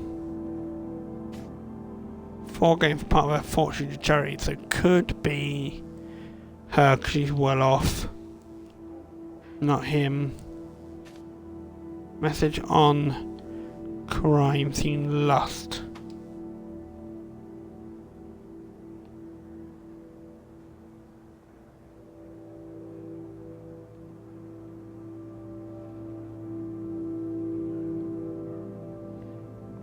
I don't believe it's her. Yeah, that could be, but I doubt it's Harvey or Jonas. Jonas just doesn't have that connection to him. Okay, good. I'm glad. I'll let Misha know anyway.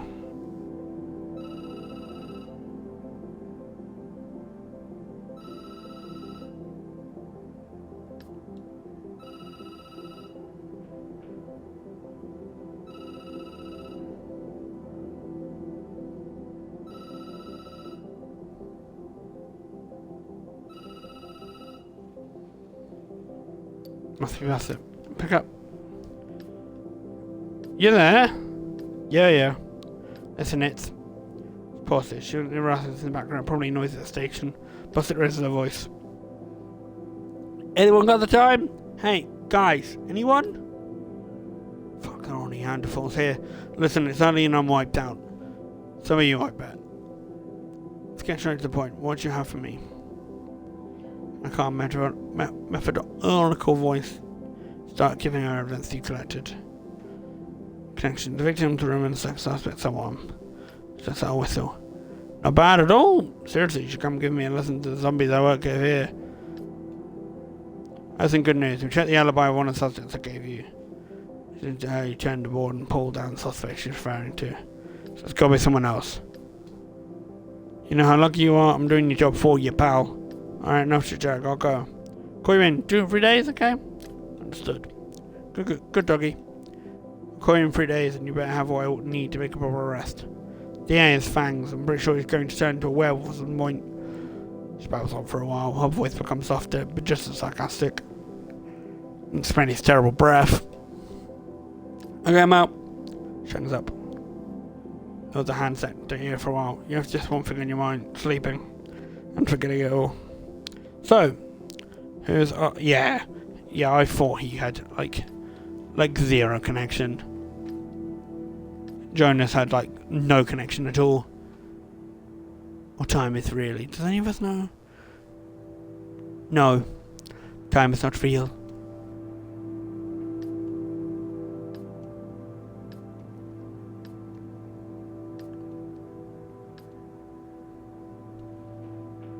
All right.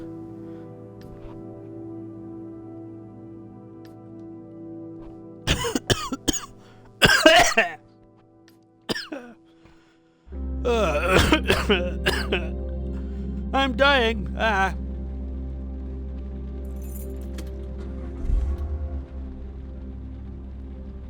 like to find more suspects. Yeah, but I've already found anyone so far. Go to you first.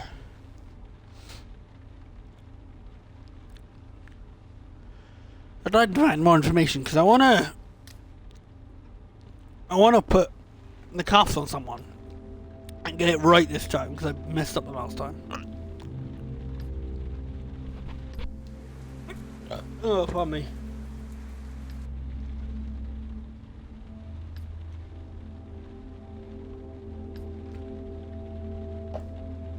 Sorry, I'm back in Paris. I forgot my manners. If I should microphone. Oh, I've got hiccups. For God's sake. Hold on.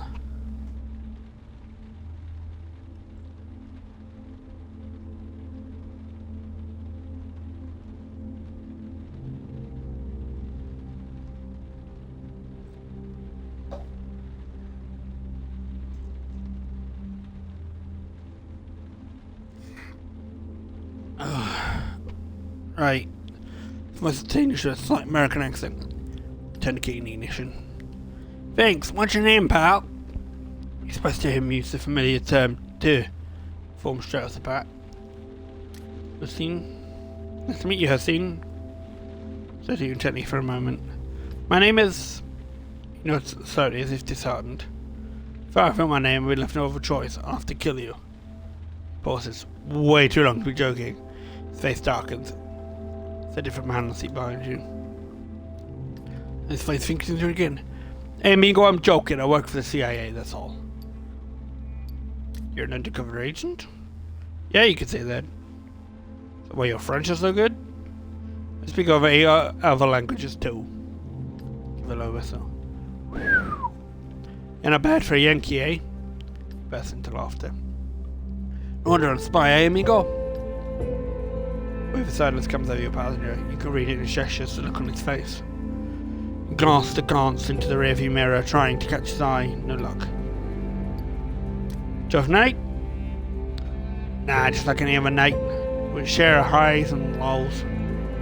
Soft drunken burp tells you what his highs are. It's just it. He sits bolt upright as if someone had struck him on the back of the neck. I don't have any children, amigo. But I've had some under my supervision, kids. One of them is... Stop short. Does not finish. You know that sentence ends. You thumb heavily against your seat and focus on the road. All my pilot, your mind a blank. What would you do if your children disappeared? Something awful, you couldn't even imagine it. Imagine sorrow of a parent loses a child.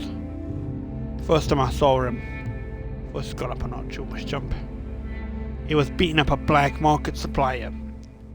The guy had sold him a shoe polish that smelled like shit, and his business depended on that shoe polish.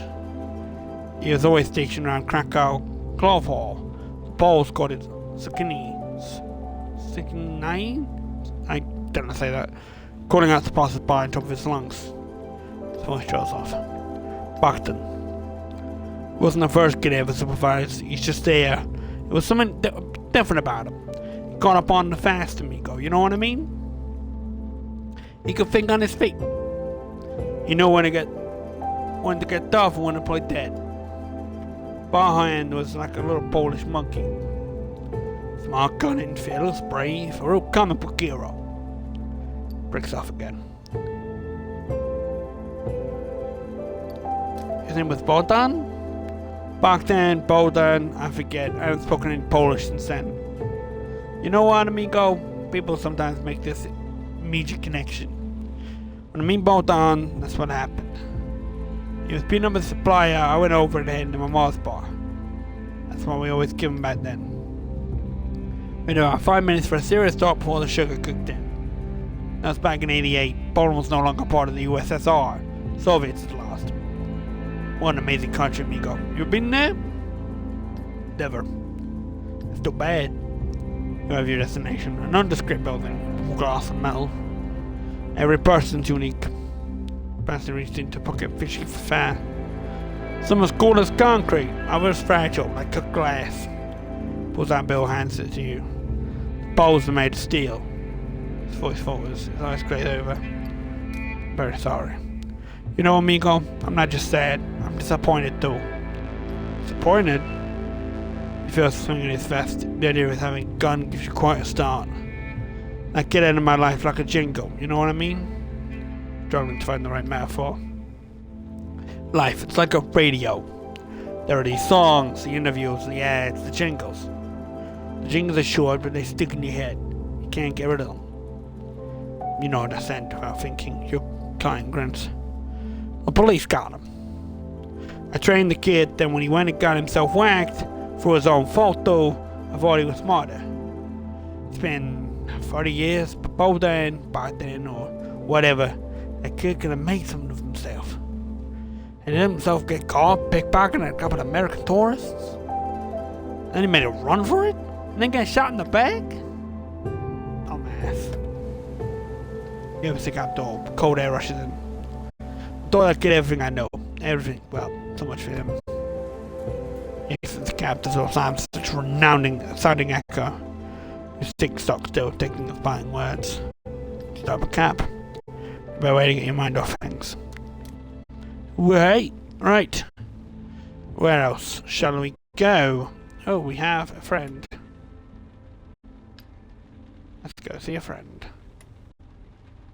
Let's go. Hello. Dried bird's mouth and he fills the cab. You look around. Is it going outside? Park. Do you see a free spot? You pull over and park. You freeze. Something. Well, someone is in your taxi. Someone's voice pronounced that in the cab. I can't. I need a better signal. I'm here. I'm here. Gerard Sonny, a woman has a beard behind you. Don't shout. Afraid to lose the connection. Don't have much time. There's something trying to our faces. Several different people at once. Listen to me carefully. We come from the future, and you must know that you meet. Moving like a computer glitch. She stays still this way, frozen. Stop moving again. Where I come from, everything's in ruins. A virus has contaminated the majority of the population. Does the name Hayega mean anything to you? Stare at her. And so we don't have much time. Name's something about, maybe it does, just vaguely. Cartoon maybe? Manga? Some Japanese thing? So she's gonna lie. Japanese? I'm talking about a real person. She saw disappointment, anger, annoyance. It's all there. Shit. Get too early. She rolls her eyes. Don't have much time left, but she rolls her eyes. Hyoga is the leader of the extremely violent movement fascists. Fascists in suits, who tons of money and control of social media. 2037, he decides to cleanse Europe, literally and figuratively. The voice suddenly drops, sounds far away, crackles. Melanin, evolution, we must. President of Iran, hero. She finishes at once. Nima had a pungent burnt smile. Uridia starts playing a strange song. Sounds like jazz or something, from African. Played on metal instruments. Second eyes all over. Spell is gone. Music has stopped. Sort of left you shooting your mental headache. Interesting. Interesting. 2047, eh? Interesting.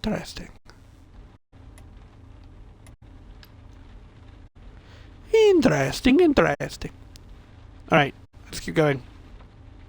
God, it's so bloody hot in here. It's too warm at the moment.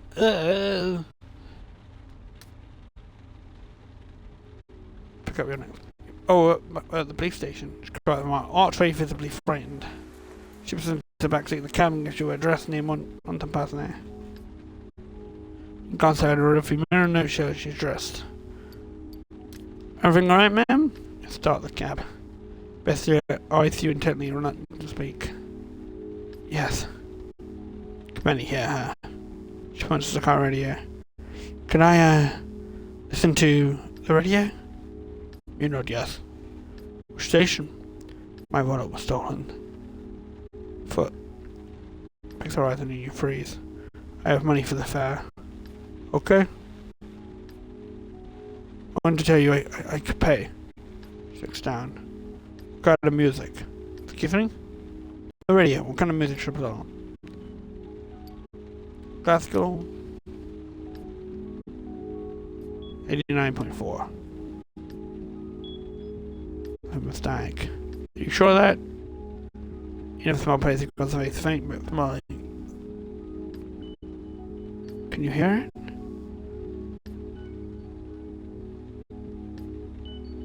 It sounds like waves.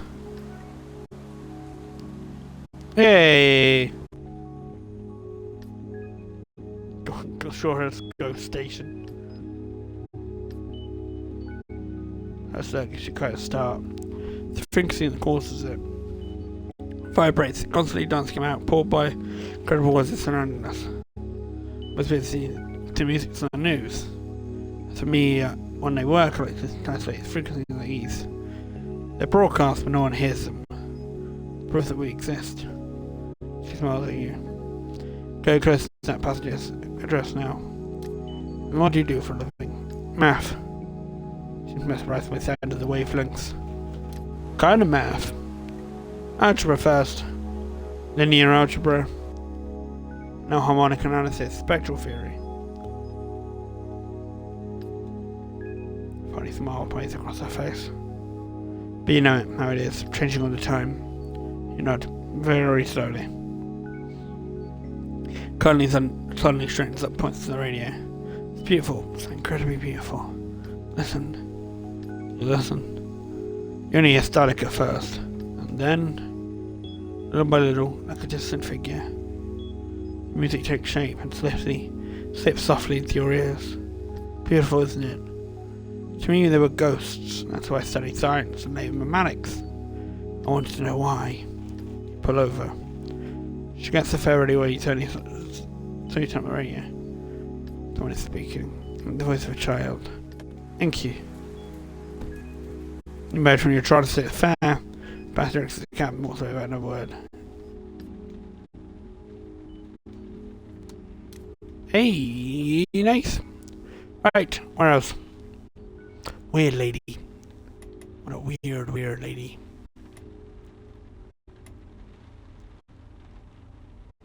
How are we doing on fuel? We probably should head to a station. Let's fill up. Yeah, you get kicked out driving around these mazes, not on and off ramps.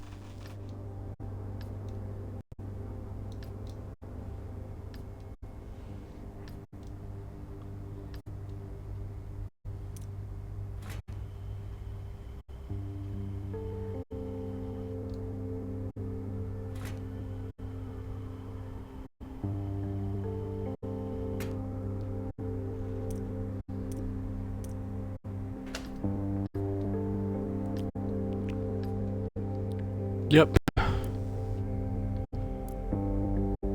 Cash. No. Dang it.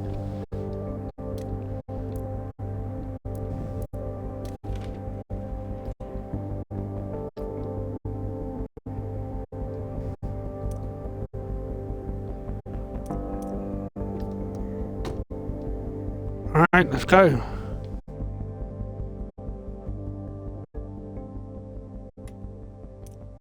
Do you know what we haven't done?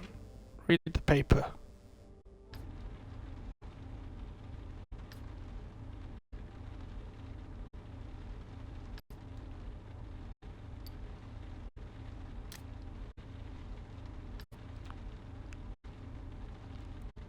Consider the money a luxury candy brand. Wages only good to more, finding to replicate the factories abroad. You need a further left to read. Sunny article on ongoing protests in small South American country of France, French Guinea, have been paralysed in territory for 2 months. As you're heading to now, you heard nothing about these protests. They've been trashed tonight. You remember it's there, otherwise it'll spend the rest of its days in your glove compartment. Okay, who should we go visit? Shall we go to you? You're close. You're close. God, it's been nearly 2 hours. Where's that time gone, eh?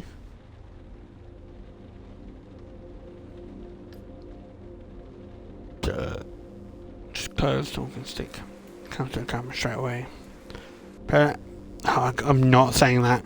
It's a cemetery. Northern entrance to 20 arrondissement. Cemetery's closed. Open for me, my dear. Another drunk passenger, perhaps? And yet this one thing perfect straight, walking stick across knees. The girl reminds you of another night creature, a customer with taste of young flesh, both men and women. So they move in circles, a strange world of passenger insistent gaze, and the rearview mirror cuts your moving short. Are you cold? Do you want to put it? No, I'm fine. I'm a little hungry. And serve food at the club? They do, I've tried it, but it wasn't to my liking. Gives you a neck instantly. What is to your liking? Anyway, meat on the menu. Any suggestions? Bad best question. It's too late to. This time of night? I know a place. It's a steak based chalet, open all night long. Is the greed having a drink with me? Just a coffee. Just coffee, it'll have to be. Turn straight restaurant. You pull over. It's been a long time since Patricia. No, it's the first time Patricia's ever gone out and opened the door for you. You'd like to follow him to a restaurant. Sit down at the table and order the red meat from the typical Parisian sinister waiter. No man, no smile, he turns to you. Coffee for the gentleman, risotto, no sugar. So how you like your coffee? Risotto, nice. Tea. Later, much later. Trip to the Palais de Jean cemetery goes by quickly. Pop the north entrance. One of the heavy gates doors open just as he said it would. President hands a fair and a generous tip, and then lands through the open gate. You order by the entrance a few seconds later, behind spinning anecdotes. Robert Johnson, Janis Joplin, Amy Winehouse. Your passenger seems to have personally equated with all of those 27 club musicians fated to die young. You watch the silhouette advances to the cemetery. It's now time to go. Hey, it's pretty good. Okay. So where are we going? Who's the next? I'll meet you. You seem interesting. I do remember Santa once appeared in the game. That was quite fun. Pass you order a cab. Just make them out surrounded by 5 or 6 cops. It's all too familiar scene. It's often the note ominous tones when officer's voice makes it to your ear. Second the cops breaks up. You see your passenger. He heads in the cab and gets in. Santa's on its rip. Motherfucking cops. Gives you his address and starts the car. Passenger stares at the window, passing road as if it's to calm himself. Take a quick look in the rearview mirror. Everything alright? Yeah, sure. They're afraid to lay a finger on us nowadays. Don't want to get blown up. Half ironic, half smile on business face. Me disappears. He knows a bad joke when he hears one. What a fucking pain in the ass. Can't go out without being screwed by each and every one of those son of a bitches. If you're not wearing a goddamn beret, you happen to be wearing a sweatpants, and yeah, you're right. You're a fucking hood. He smiles wryly and then opens his voice on an octave. Your papers, please. He sighs. His voice back to normal. Yeah, sure. Shove your hands cock up your freaking ass, buddy. Oh, it's the same, my friend, isn't it? Bet you just have a bit of laugh. You can say that again. Even the Irish treat us like shit when they're wearing a uniform. So a smile prints over his face. You know what's worse? Hey! A rare achievement. I mean, the Count of Conte Cristo. I believe it's my book. Just book it right away. I was actually wondering if you imagined it. First thing they asked me was when I'd stolen it. You know, like there was no way I could own a book. And the bastard took the book and flipped through it, every single page. Make sure I wasn't hiding anything like a hash or some other shit. He flinches at something in his features. Breaks. Crackers appeared. He's trying to show it, but you see what's going on. Can't help it. In the struggle. The humiliation. Sense of shame. It's just a book. Is it a reading assignment? You mean like for high school? But it's not laughing. No, I'm not in high school anymore. Besides, you don't read the Count of Monte Cristo at Votech school. Catch your eye in the rearview mirror. Red's not worked up on anymore. So, my girlfriend gave it to me. What else did she recommend? Well, believe me, man, it's pretty rough at first. First she got me to read this book, Pride and something or other. Some English book. Pride and Prejudice?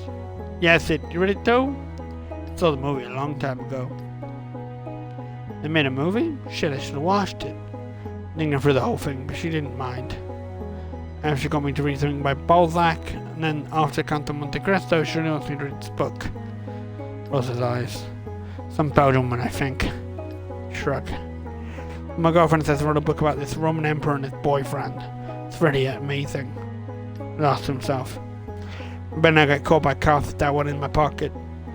Oh, but my friends might matter. Thinks the light shining.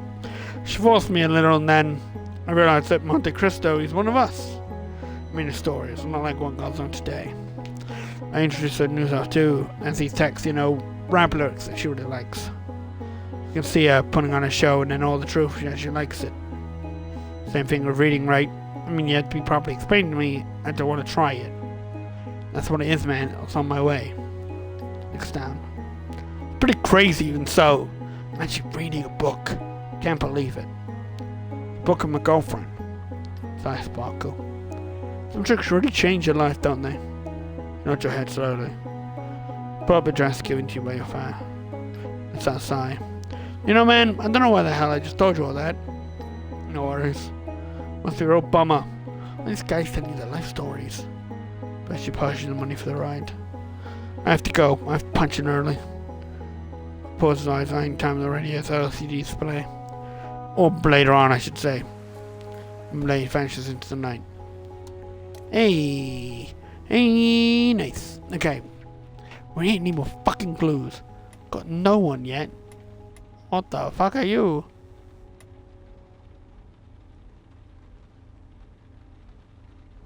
Okay. You again. I'm gonna find you, mystery person.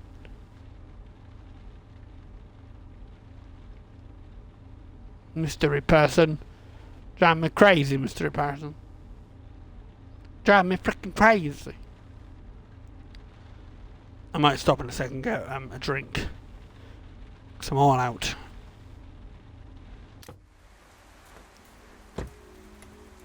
Right, what I'm going to do right now. I'm going to quickly go grab a drink, take a 5-minute break. I will see you in a minute. I guess enjoy the ads. But yeah, thanks for chilling with me for a bit. I'm going to go grab a drink.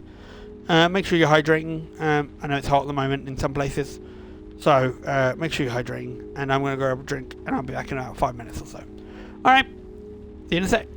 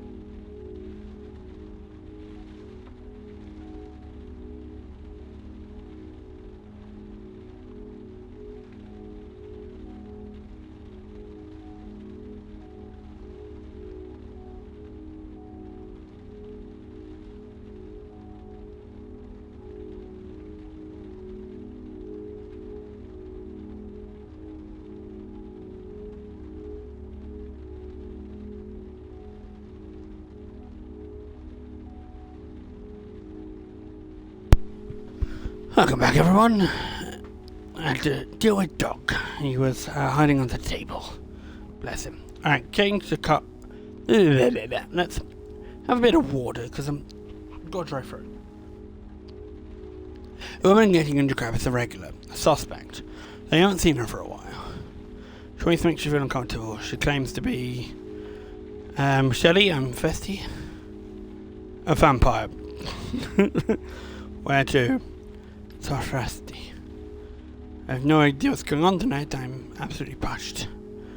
I'm sick of going through about there again and again. What a bore.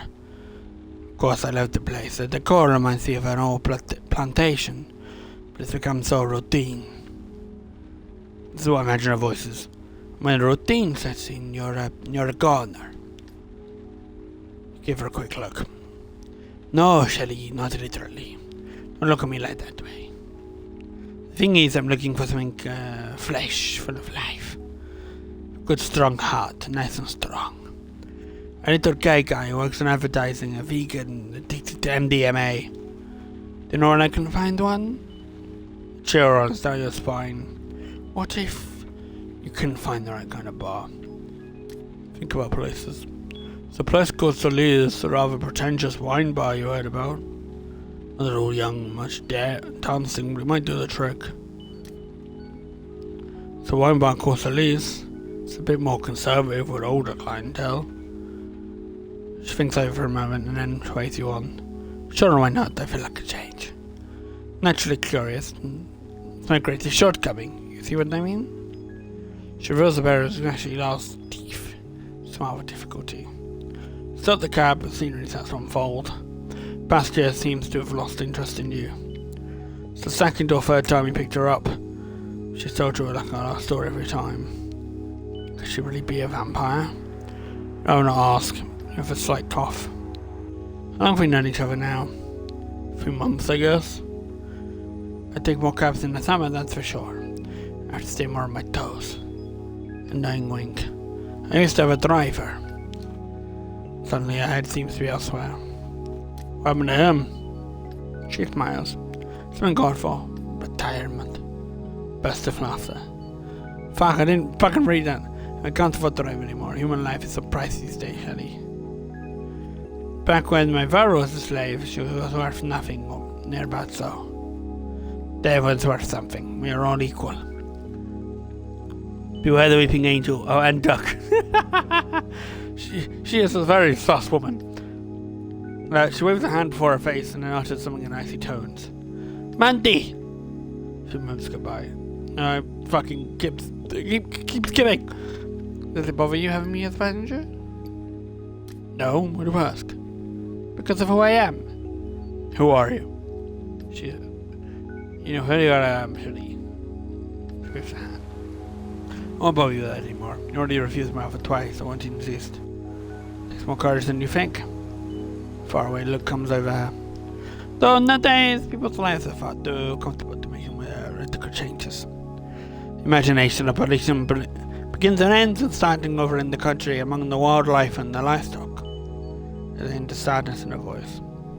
What a pity. We could have had such a good time together, Shelley. No more talk until Solis is in sight. So the cab passed outside the window. The muffled sounds of a lively crowd are heard. The windows of a bar are all steamed up. Seems like to be a real mob. I can't see much. She eyes the windows and not see silhouettes. Pretty steamy in there, just like 30-somethings. Sound of hint of 80s is heard over her voice. Music-wise, not very cutting edge. She sighs. No worries, I'll manage. I've like doing this for the past 3 centuries. She gets out the cab, without looking at Shari's following her retreating figure. She steps through the door, so Lace and disappears. Hey! Oh, you're on that episode. Ah, so good. It's still raining. It's the same rain. Still gets me every time. You met Milo? Bing, bum, bing.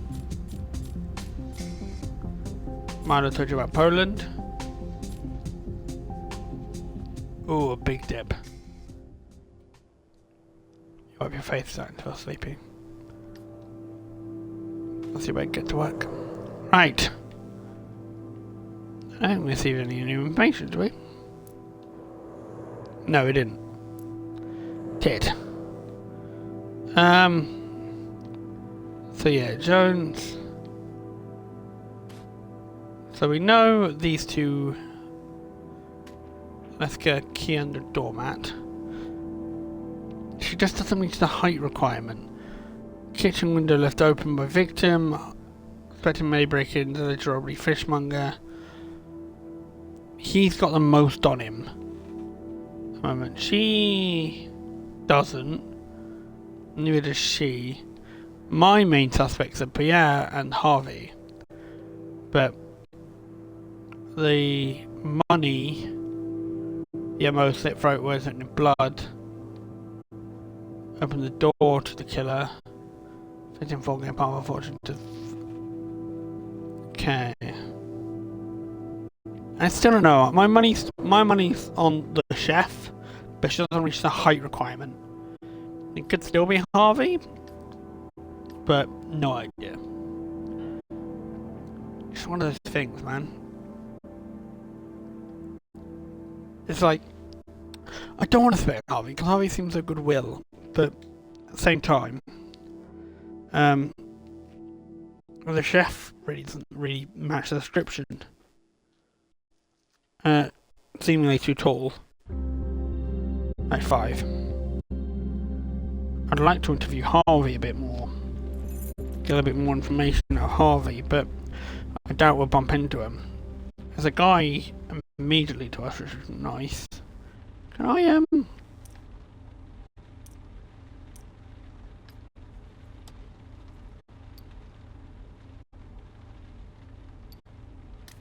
listen to the news. Very dangerous death. You learned the fourth victim, Carolyn Giroux, donated her entire fortune to charity. As the news is over, you turn the radio off and the cab is silent again. Information we know, but Carolyn, what would make someone just donate all their money? That's my question.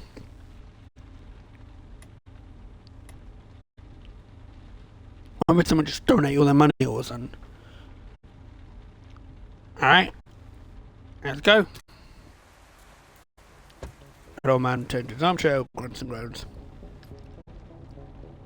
Suicide minute he settles himself in, delicately follows the across the chest. Come here, the man's age was surprised. He can't be on 25. Howdy, you got the address right? Buried the Conway? Bingo, that's what I did. Might say, turn the kitchen musician. I'll remember it's designed as you hear your passenger moaning softly to himself, apparently in pain. Okay, but there? A little bad, huh? No, it's just. Okay, man, I know a little roadkill. Feel like roadkill. Like I ate roadkill. Some roadkill ate me. But I'm fine, thanks for checking in. The back of him, his eyes are hidden beneath his hood, but his whole body is covered in itself. He looks terrified. You sure you're okay? Just pre-show cheers. Oh, thank me. Am I kidding? I'm scared out of my mind. Literally. You sick? Depends on who you ask. Appears when you think I'm a little crazy, a little on the edge. No, man, no. The only reason we committed was possibly our neighbours fighting out. Because of my work. Tanktopia 9, that's where I'm going. By a hacker trying to see Minister Futurologist worth the cryptocurrency will be there. Giving a talk. A closing talk, in fact. Sounds like a big deal. Oh man, it is. Someone even saw Mitnick there yesterday. I mean, the Condor himself. And it means nothing to you, but your passenger looks positively starstruck. Me showing off my work to who's who, man. The cream. A huge grin splits his face instant before he groans again. He digs his elbow deep into his seat. All took us a little brain surgery. What? Yeah, don't worry about me. Can't look at that surprise crossing your face. You managed to stay quiet. Rosa and so fucking scared, if I'm honest. I just did myself. Just saw its current state. Designed a new kind of brain implant, one that can access everything. Unlimited learning potential in the metal web, a mind gate between my brain and the cloud. Yeah, You put a computer on your head? No, yes, more or less, the chip at least. I'm always connected now. make a turn, see the lights in the conference centre. Problem is, dips into high for a second. You ever feel like, I don't know, his teeth clicking, it's weighing something up. I feel like something else in the darkness behind your eyes, like some voice telling you what to do. Sometimes. I know it aid. One's very specific minute. I felt you going through the emotions like someone else was at the wheel. Telling her to call the cops. Telling her to look herself out in the bedroom. Telling her to follow your lead. Sometimes things sinks over, guides our hands. Instinct, right? So that, since the up, I started hearing, started seeing, forward and hopeful from his face. I don't think I'm alone in here anymore. The extreme scar winds across the hairline, but eyes really scare you. One is completely dark, pupil brown, the other is milky white. I figure I'm faster than someone next to someone fluid movement. I watch it disappear into the crowd before turning a kid driving away. Spooky! Alright. Who's next?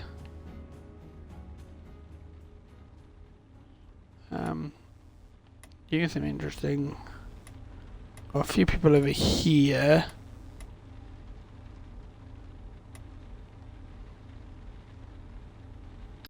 Let's go to you. Let's go to you.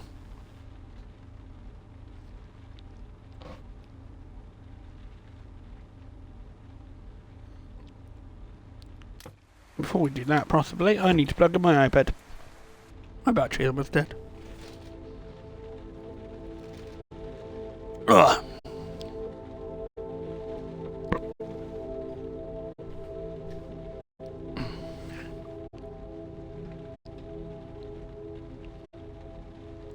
It's hard to think I've got this wireless controller, and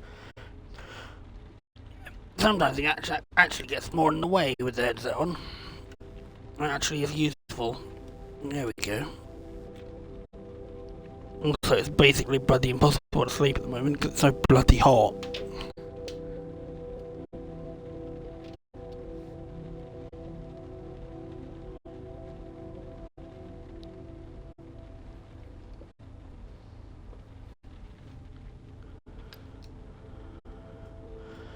And the game makes you feel immediately uncomfortable. Hard to say why exactly. Perhaps the smooth plastic set of its features, or its odd appearance and Madison with mismatched clothes. Good evening, good day. Sure intonations are offensive to your ear. Tell me, good fellow and driver. Would you be so kind as to take me to the Rue Pelichon, number 96? As he speaks, you can almost hear the deeper accent, so what seems like a second voice. Sure. No, sorry, start the car. Casting an anxious look in the rearview mirror so often. Sorry to bother and disturb you, but I was wondering if you'd be willing to ask a few questions and queries. Sure, why not? Thanks for up to me and being open-minded too.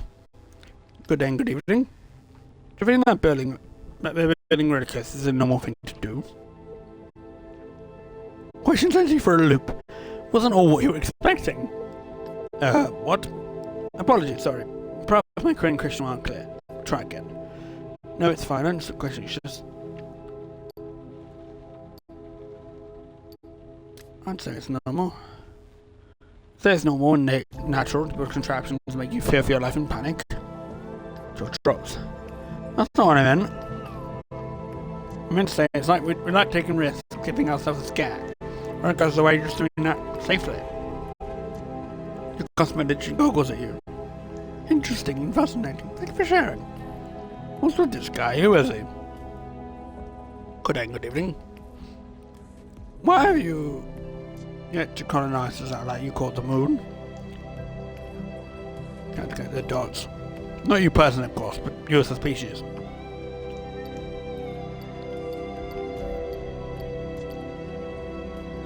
There's nothing there.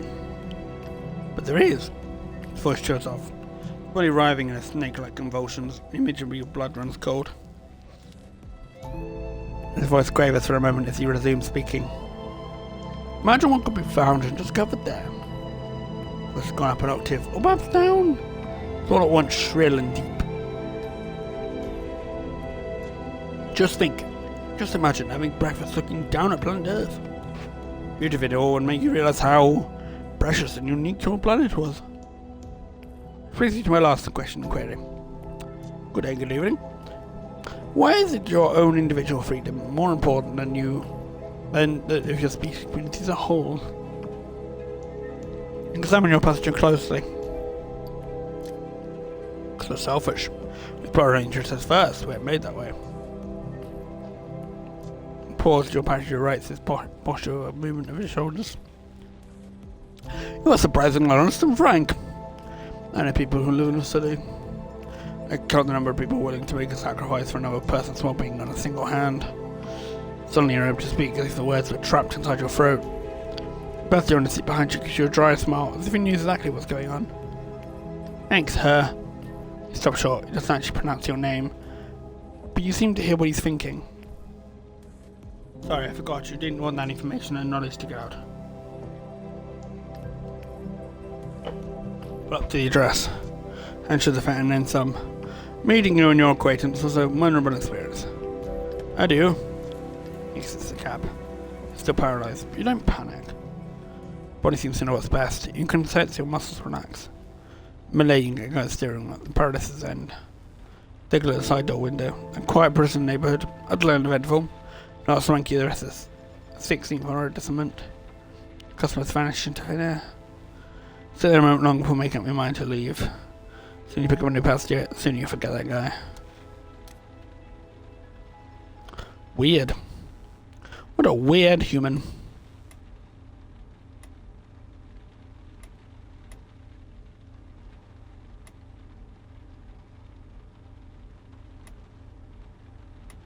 Yeah, we'll go to you, why not? You're close.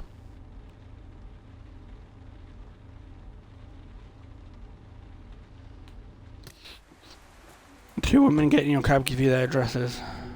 They say nothing as you start the car. Some alcohol hangs in the air, they've been drinking. Moment of silence, the younger two breaks the silence. So, what do you think? About him. Who else, of course? Him, not the bar. Well, I'm not sure. Strange sound escapes her. She sighs. He seems pretty dumb. Dumb? How so? You know, dumb as a doornail. Oh, but staring at himself in the mirror over the bar when he wants to get drinks. But does that matter? No, not really. He's got a good body, good looking, lots of energy. He's got a sort of animal vibe, a little bit like a panther. I really like that style. You really like that style? Bash just exchange a look. The older of the two gives their friend a smile. You know exactly what I mean. They reach for each other's hand in the back seat of the car, gestures full of tenderness. A moment of silence. Old woman clears her throat. What about you? What do you think of him? Young woman gives herself a minute to think. I don't know. He was heavy, too sure of himself, and spends too much time at the gym. Did you get that bit about... Yeah, please. I knew into about sexual performance. Shocking, mocking laugh escapes her. He's pretty heavy-handed with all his expertise on yoga and orgasms. True though, strong pelvic floor muscles can't hurt. Well, anyway, he was all preachy. You should write a book. Perfect gift for your ex-husband. Better start laughing. When the laughter dies down, the younger two resumes talking in a more serious tone. Anyway, like I was saying, says her friend intently. Is it really that important? I mean, we're looking for a donor. Not a father, not a lover, not a guardian or a godfather. Nothing but a donor. Yeah, just a donor. She casts a glance in the direction, conscious of all of a sudden, the other alone in the cab. She goes on lowering her voice. Yeah, but still. If you had been a date, even if it had been out there in 5 minutes flat. I do yoga, I meditate 6 hours a day, went to Tibet to learn the ancient art of... And serfdom did exist in Tibet before the 1950s, so I checked on Wikipedia. I thought Buddhists were supposed to be curious and open-minded. He was like some old conservative dude in the body of a young Brad Pitt. Pause again. But like you were saying, does that really all matter? Friend nods. Two young women are lost in their respective thoughts. You know, I'm not against that kind of stuff or anything. It's up to him if he wants to be a drag with all that yoga and meditation bullshit. I don't have a problem with it. She gets her girlfriend a reassuring look. Anyway, there's not any of that is going to be the passed on to our daughter. Or our son. My friend flashed a big smile. But it's going to be a girl, I can feel it. And yogurt's not genetic. When I asked Dr. Fiddle. Ben really loves that. I bet you think we're messing with him. He said you can ask him anything. He's going to take us for a couple of idiots. Besides, it's impossible. Pompousness cannot be passed on to children. The younger woman doesn't seem convinced and makes an exaggerated pout. So you're saying an ear for music, yes, that's passed on, but pretentiousness is not. Exactly. If you don't want to believe me, towards your son. Sorry to bother you, but did you hear what we were just talking about? Some of it. I don't feel embarrassed or anything. We were just talking out loud after all. Friend lets out a sigh. Come on, leave him alone. Just asking. Right, well, so wife and I are meeting potential donors in order to conceive a baby. Partner rolls her eyes. Wondering if you thought on potential this could be passed on to children genetically. Give a look in the rearview mirror and take a moment to answer. Question is so utterly absurd. Leave him alone, Emily. He's a taxi driver, not a geneticist. I got a word to him about it. I'm just asking for an opinion. I don't know. The answer is no, is it? You're no fun. Seriously, we should take another cab, driven by a genetics expert. She bursts out laughing. Younger passenger leans forward towards you. Sorry. My partner doesn't mean anything more by that. I've had a bit to drink, and it's the first time for us tonight. We're meeting donors. Put up to the client's address and got the engine. Be understanding. No problem. Passenger seems relieved. I'm a cab driver, I'm used to all kinds of funny stuff. I can imagine. You've been driving a cab for long? You avoid her eye. Yeah, you could say that. Passenger pays for the ride. She has that sudden guffaw and can't help adding. Anyway, thanks for answering. Oh, come on, Emily, it's enough. So friend tugs at her arm. Emily starts to mumble to herself. And everything she asks the doctor, just in case. We need a second opinion. You wait until the two women have entered the building and start the car.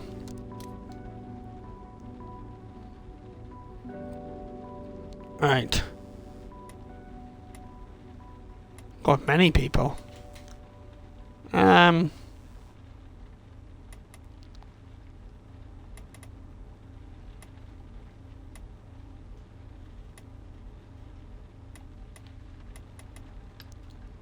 You seem interesting. Why not? During a minute, escort girls cross the street in front of you and surrounded by a group of tipsy businessmen. Passenger hurls himself into the back of the cab and spits out his dress and loosens up all at once as if relieved. I thought, Pew! Thanks for stopping by. You nod and start the cab. You sense the talk a real headache. Better to focus on the road. He jumps to think his nerves in his leather briefcase, but he's wearing a satisfied look on his face. Barely 30 seconds later, your passenger asks him a slight tremor. Am I there yet? You look at him in the rearview mirror, surprised and a little annoyed. Usually it's a big brawny type to say something like that. Goes with their balls in the cash cow world. But this guy looks like more lamb to you. We just got going. Seems disappointed. Oh right.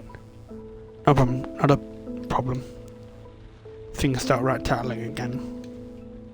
So you notice the blood dripping slowly down his arm. He's wearing a dark coloured jacket and you haven't spotted it right away. Passenger doesn't seem to be in any pain though, he's staring at the window religiously. Watch him intently trying to figure out what's going on in his head. You're bleeding, says he for a moment, not sure if he's heard you correctly in his 5 brains. Yes, I'm fine. You watch with a grateful smile. Build manager Noah's coming by. Sweet, seeks the dogs upon me. Faint smile flickers across his face, presenting his proud to you. Unfortunate business, I'd sent a message to his wife of course, but she'd broken her leg that morning. So she forgot to tell the husband. Well, she didn't exactly break it. The cab did. The one I ordered to go to our office, it ran over her. Because you see, well, I'm getting it all wrong. I'd only gone in that morning, but I forgot the key to the safe. That is to say, well, it was pretty complicated actually. He gives a short laugh. I dropped the key and it got stuck in the gearbox of a car. He stops. Not my car actually, but an old jalopy on the loan from my garage. because my real car, so to speak, broke down on the way to Paris yesterday. I just got back from my friend's funeral in Brest. Bronzed? In Breeks, that word. A tragic death, ghastly in the chalet with shade in the Alps. He's an audibly woeful sigh. So now I have 2 cars in the garage. He appears to be momentarily preoccupied. Not exactly the best timing. Because his briefcase knowing passive containing the launch codes for the US nuclear arsenal. His papers are pretty darn important. But he's very impressed with himself. I rang for her father, and it was an emergency.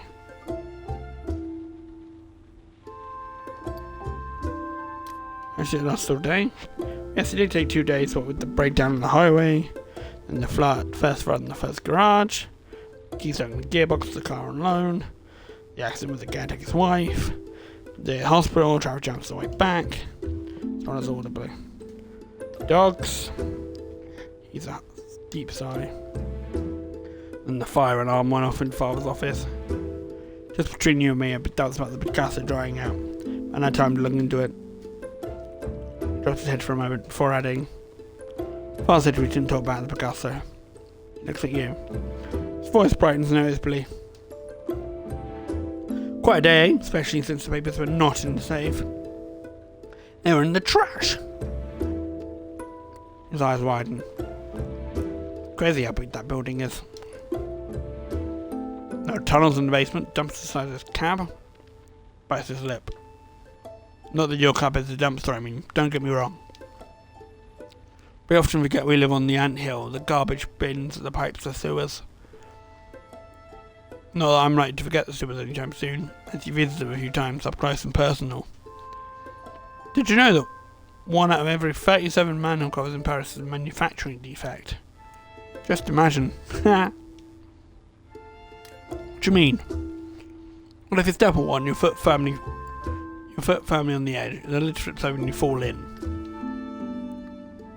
Happens to me all the time. All the time. Pretty crazy. The new destination, George just seems incredibly excited. You wouldn't be that unlucky. Your pension eyes open wide. Me? Unlucky? Nods his head. Funny you ask. People ask me out all the time. I don't think so. And a few accidents, of course, like everyone else in life, I guess. But luckily, no, I don't believe in that stuff. I think you have to concentrate, focus on your work and your life.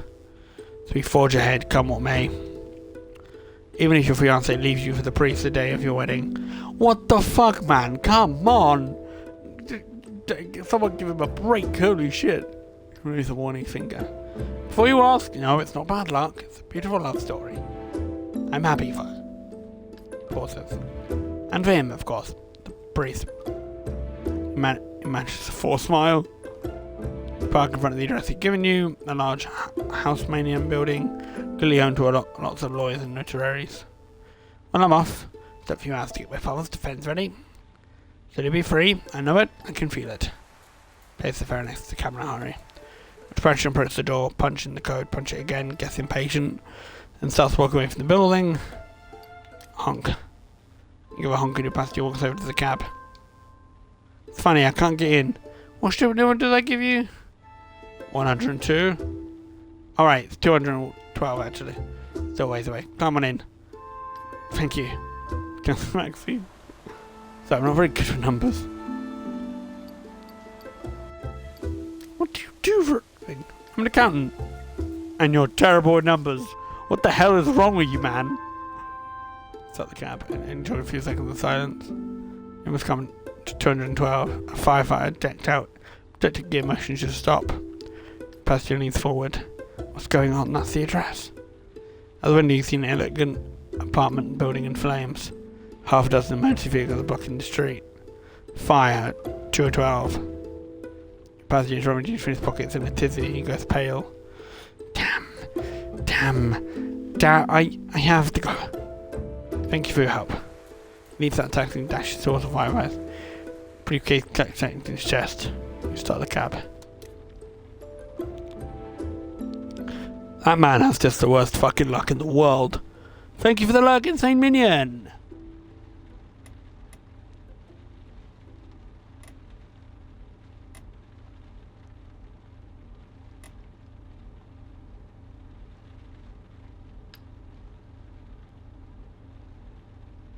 One of you. Oh. You felt things in your nose. It's the ghost boy! Nice to see you again. There's no time. You piece of kind. Try to answer your body. Start driving. Delicious smell of baking fills the cab. Feels like a buttery crust and meat browning in the oven. Smells good, doesn't it? I'm hungry too. I'm always hungry. Hotel DR, please. I'm afraid you might think I'm crazy. But I'm sure you will find sustenance there. Guess that's a cute little sigh. Used to be an excellent pastry shop there. Best pâté au coteau of all Paris. Everyone went there, that's for sure. Closed centuries ago, long before I was born. They still sell their products in the courtyard of the hospital. The guys who live there treat themselves to some nice warm pâté before going to their rooms. Giggles. You should see the hospitals some nights.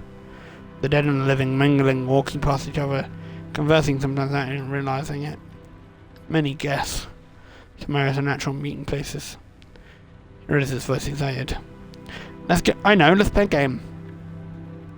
Help us forget how hungry we are. Alright then, you can ask you one question about myself. Only one? Pause a few seconds, the little ghost is impatient. Go ahead, I'm waiting. Trying to find a murderer. Not now, it's too early. Or too late. I'm not sure. What's doing outside? We're not far now. Pastry shop was telling you about what's right behind this wall on the corner of another street. Both streets disappeared, they were raised and erased when they built the hospital. I want to tell you something. Oh, and any two-bit historian pushing their books on you would know they never get the story right. Spend the beginning of the trip returns to tickle your nose. The pâté en croix, no ghosts talking about. It's one fifth two men here. One a barber, the other a pastry maker. One who had fancy for blood, killed his clients, foreigners, people passing through, broke students. The other, who fancied the first, collected the bodies and chopped them up into the back room of his shop. He added strong spices to the fresh meat as if it was still a good time, and prepared the pâté for baking. He cooked it in a richly buttered crust and sold it to everyone who was anyone in Paris. The guys burst out laughing. Have no fear, the pastry chef and his lover had been dead for ages. Once in a while you can catch a glimpse of them in one of the operating rooms in the hospital. Then you knew the patient grab a tender morsel for their pâté en croix. You once again start to laugh. This time it's a bit darker. No need to make such a face. It's the best. Those are best left to ghosts. On that note, bon appetit. And a second later it vanishes. You pull over and take a second to clear your mind of the image of the barber and the pastry maker. And one of the delicious taste of meat fresh from the oven coating the inside of your mouth. A ghost kid! Spooky, spooky ghost kid!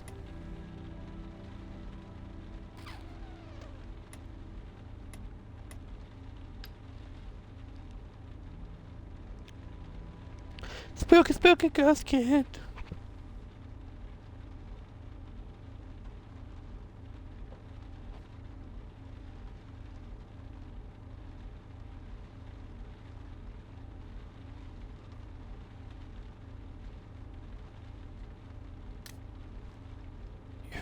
Suddenly feel the car vibrate and you hear a loud thump. Did you hear something? No way, of course. Flat tire. Oh, sorry, you're up to turn off the engine and step outside to investigate. Yep, flat tire. It never happens. Spare tires at a taxi depot. Glance around and consider your options. You notice something familiar nearby, the words taxi parasite glowing for the rain, floating above the road. See what close taxi you notice a sticker. This taxi belongs to your boss's fleet. A free ride to the depot could be useful. Voice bursts through closed windows. Need a ride, monsieur? Funny, you've been driving years, but you can't remember the last time you were a passenger. Well, yes. You open the door, what feels like an alternate reality, and hop into the back seat. Cold out tonight. You've never seen her before. Not that you're very social with drivers, but it is strange. Thanks for stopping. She starts up the engine. Just did my job. She's passing you in the rearview mirror. Pearly white says are in surprising conditions, considering her age. Must be at least 70. Maybe she's driving this so long she forgot about her. Where to, monsieur? Think about the address. She gives you a playful look. It's a funny coincidence, I know, but it's very wet. She's distracted by the man on the sidewalk. Just making out as you drive past. It looks to be relieving himself. He's having a piss. Into a trash can. He's having a piss. Thought I recognised you. We're colleagues, aren't we? Yep. Well, we are, yes. I managed to score a black die somehow. Just showing a pathetic look. Ouch, no fun. So, Doctor, do you have a spare? You nod. Very well, Hussein. Company policy says a colleague in need of rides is free, you know? You smile at her. Not true, but I like the gesture. Of course. Chose an unusual route for your destination. But one you're not worried about. For once, you're simply a passenger, enjoying your ride. I want to know what happened. She knows. She knows something. I mean, if you want to talk about it, of course. I'm looking for the person who did it. Gives you a concerned look. With my fair share of revenge in life. It's not always the way you expect. I have no choice, words somewhere around your head. It's none of my business anyway. My kids are always complaining I'm far too nosy. Speaking of which, do you have kids? Yes. Sort of. It's complicated. Sort of work and they make things interesting. Especially when they have kids in their own. I can imagine. Pass by your own apartment, on with the heating that never worked. You instinctively cross your arms to warm yourself. Wish I could be more present. Lucky you're looking out for them. Lucky. If they knew what happened, they probably wouldn't be all lucky. Maybe. Driver stares off into the distance in silence. As though I wipe a tear from my face. What's wrong? The baggy with shame in her eyes. I'm sorry. She sniffles quietly. Thing is, I retired a few years ago. Last month I went back to our boss, begged him to give me my job back. He refused. A woman at 70 shouldn't be driving, he said. Gone is her warm, welcoming voice replaces the warm feel with gnawing regret. I have cancer. It's everywhere. It's not going anywhere. 6 to 12 months, the doctor said. She turns. So I made a list. She stops.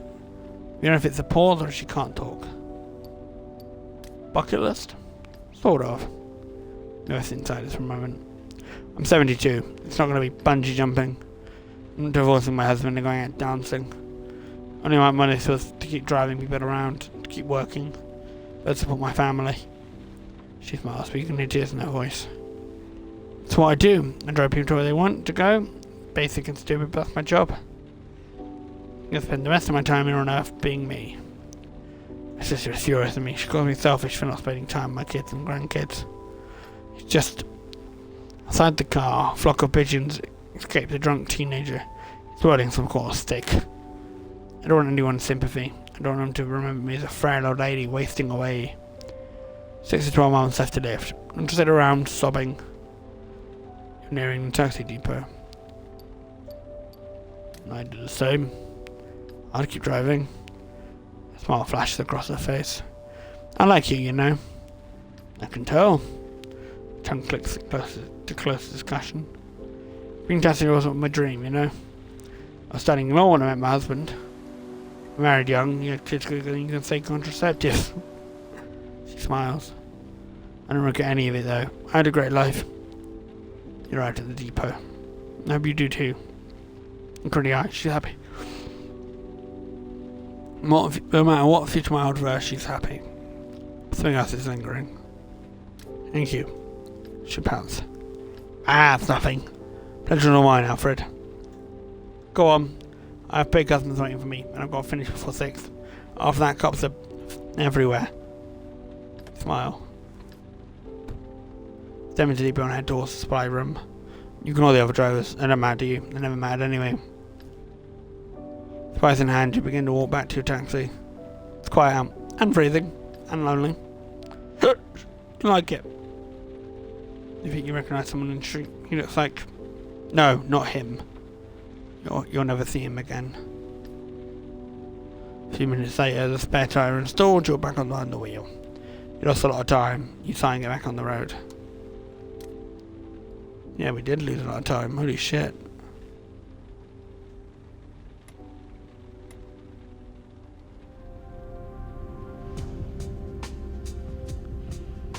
Mais quoi?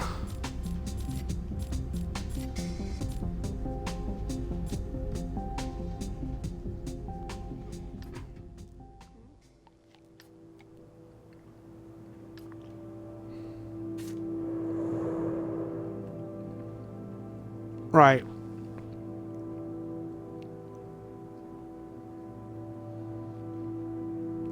I still think it's her. The only thing is, she doesn't meet the height restriction. The height. That's the only thing.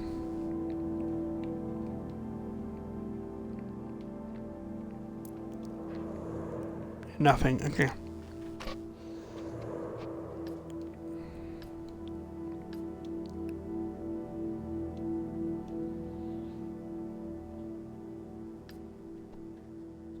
Even when I slept badly, but sometimes as a days you can't get any rest. You don't understand how it's even possible. Get up quickly. A few minutes later, you're outside your studio. Night 6!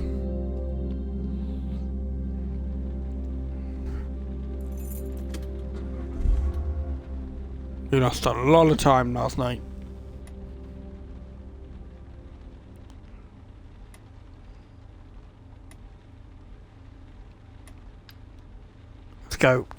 Let's go to the quickest one first, shall we?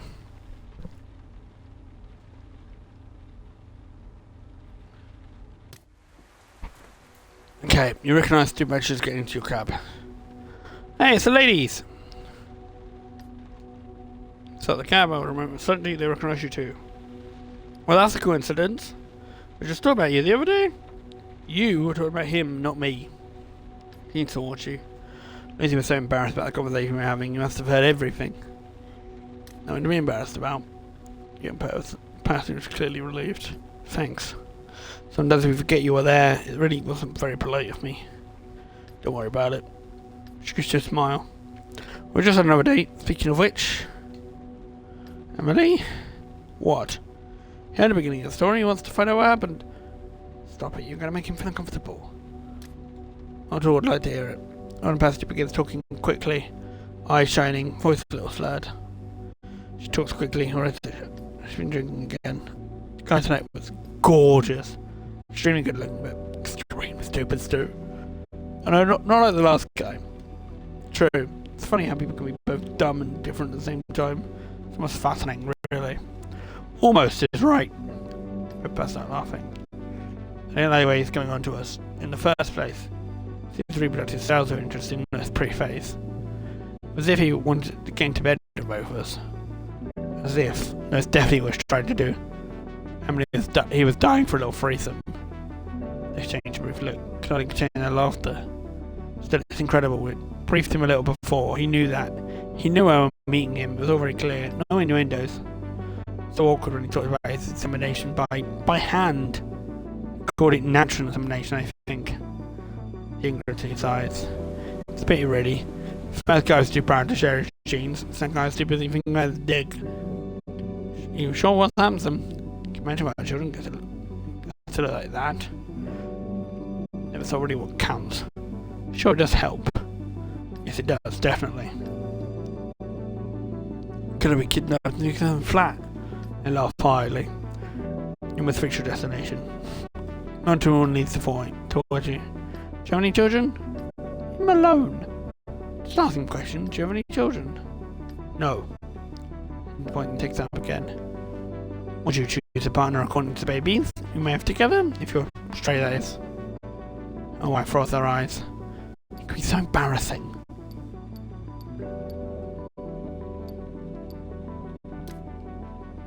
Aha! Turns towards her wife. You see, at least there's one man out there, that's my opinion. The woman leads towards you. Let us know she's drunk and acting up as usual. Does it all the time. She loves making people feel uncomfortable.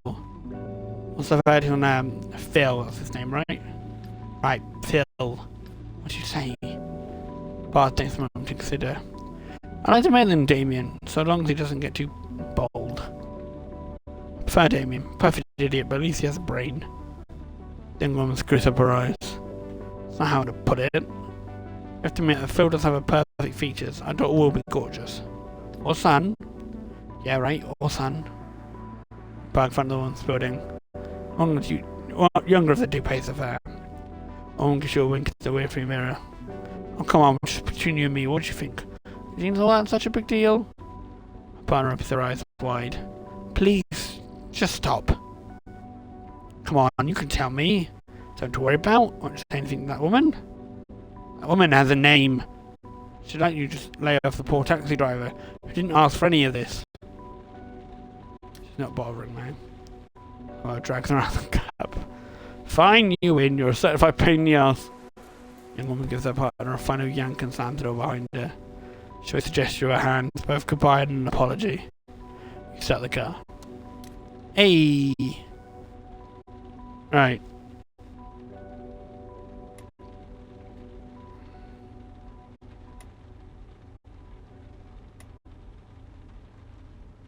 What interesting.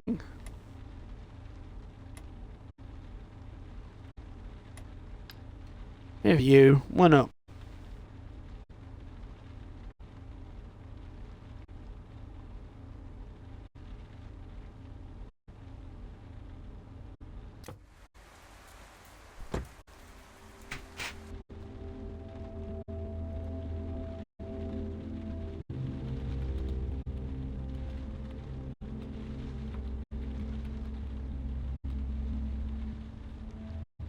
You recognize the package and get inside. It's the American guy, works for CIA. Close drink of alcohol. You recognize the deep, mild voice, a slight American accent, the stories too. The funny guy is fun, but for your guy. It's disturbing. You gives you the dress of a heavy sigh, you start the cab. It's like I'm in most of things again. It's like it hangs in the air. Your passenger seems to be formulating his thoughts. You married, amigo? Shake your head now. Got a girlfriend? Another negative nod. That's too bad. Good looking down at you too, all alone. What a waste. Guess I've seen the outside the window. Anything like that. Lay back, get distant. Maybe it's a bowls, amigo. But I can't get this woman out of my head tonight. Man, what a woman. I'm not gonna tell you where she's from, you'll just ask some questions. And if you ask questions, I'm gonna have to lie to you, pal. And with you, I don't wanna lie. You know, you're chic type. You love that French expression. Chic type, a good guy. A far off look comes across his face. So what's the story? There's the thread. Then falls into a long silence, if wondering when to begin. It all started in this place in Africa. Between you and me, pal, I really like Africa. People there are more alive. Serious. Just need to spend a couple of weeks there. No more than that, you'll go nuts. Clench your teeth, remains perfectly still. We're working with the minister there, not a chick type like you. A traitor. Real son of a bitch. I can imagine. He stares blankly into space, wondering perhaps if he's divulging some big secret. Then James's story. No bitterness crept in his voice. Anyway, this guy was getting difficult. We had two choices: if convince him to see things our way, or sabotage his car. That's what makes working in Africa so easy. The cars, I mean. Every garden has no little quirk, where getting things done without any trouble. In Africa, it's the cars. So contact him with his family and his wife. Lady, of course. She's beautiful, amigo. Such a beauty. Such a beauty. Foot lowered like a worn-out LP. Has this fierceness in her eyes. You know what I mean? Like an animal spirit. A lopsided grin spread over her drunken face. She said she didn't like the Americans, but preferred the French with their straightforward ways. She made a laugh. Someone dies in Africa, there's always a Frenchman in the picture. Either supplied the bullet, the gun, or the guy that gets shot. He runs his fingers across the seam of his jeans. The material is heavy, almost coarse. She was just so beautiful. He's gone off to some faraway time and place. You put up the address he's giving you, a bar that keeps late night hours. You make out snatches of animated conversation between lowered and shutter. Well then, I loved her. His voice is tinged with sorrow and regret. I love like no other, amigo. No other. But her husband? We sabotaged the car. It hit a tree 100 kilometers an hour. Wasn't much left of her husband, amigo. She... I don't know what happened to her. Love there is their own eternal logic, you know? And once he snapped out of his funk. This bar, amigo, is run by Russians. Descendants of the Soviet era. The boss spent 10 years in the gulag, can you imagine? The Russians, those guys really know how to deal with prisons. And that's where I would have sent their traitor, Snowden. And now, that's where the Russians are protecting him. Breaks off and wraps at the window.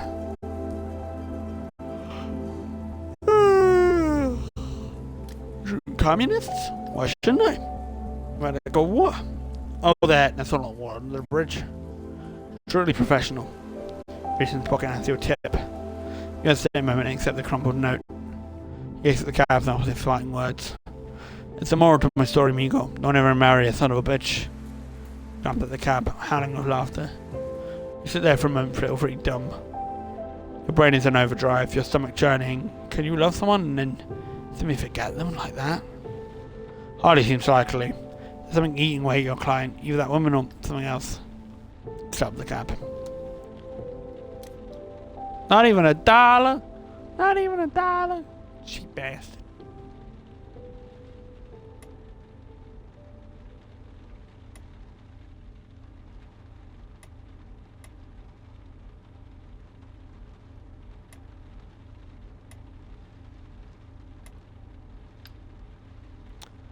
You seem interesting.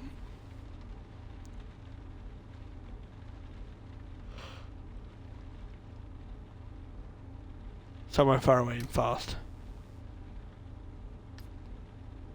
You're sitting, you can hear the loud beat of electronic music even when your windows are closed. Whole neighborhood is pulsing to exhausting binary beat. Bercy is a big venue, they all do all sorts of events. Music, sports, even political events sometimes. Door opens, it's your passenger. Good evening, Rue de Gaume, please. Ethical voice, rigid posture. Start driving. You drive past Bercy, the music gets even louder. You press your credits down in the back like she doesn't want to be recognised. Everything okay? I just want to go home as quickly as possible. Voice like a drifting iceberg. You know to press on the accelerator. Bercy gets farther and farther away in your rearview mirror. I screwed up. Totally screwed up. I threw away 3 years of training, burned thousands of euros in. Finished her eyes closed. No, I made the right choice. I did what I had to do. And she had no other choice. Your eyes has been repetitive noise since she started driving. Your passion's phone has been vibrating every 4 seconds. It's just that I shake the head, she doesn't know where to start. I refused. Now that's where the story starts. Takes a deep breath. I refused 500,000 euros, but that's not the important part. I'm an esports champion. She can tell you're going to ask, so she keeps on going on pause. I played to play a video game. The game I played, Battle of Lost Legends, is a sort of chess game with 16 players at once. It's pretty epic to watch. I've been a big sports fan, so when it comes to video games, but I'm a French champion, European champion.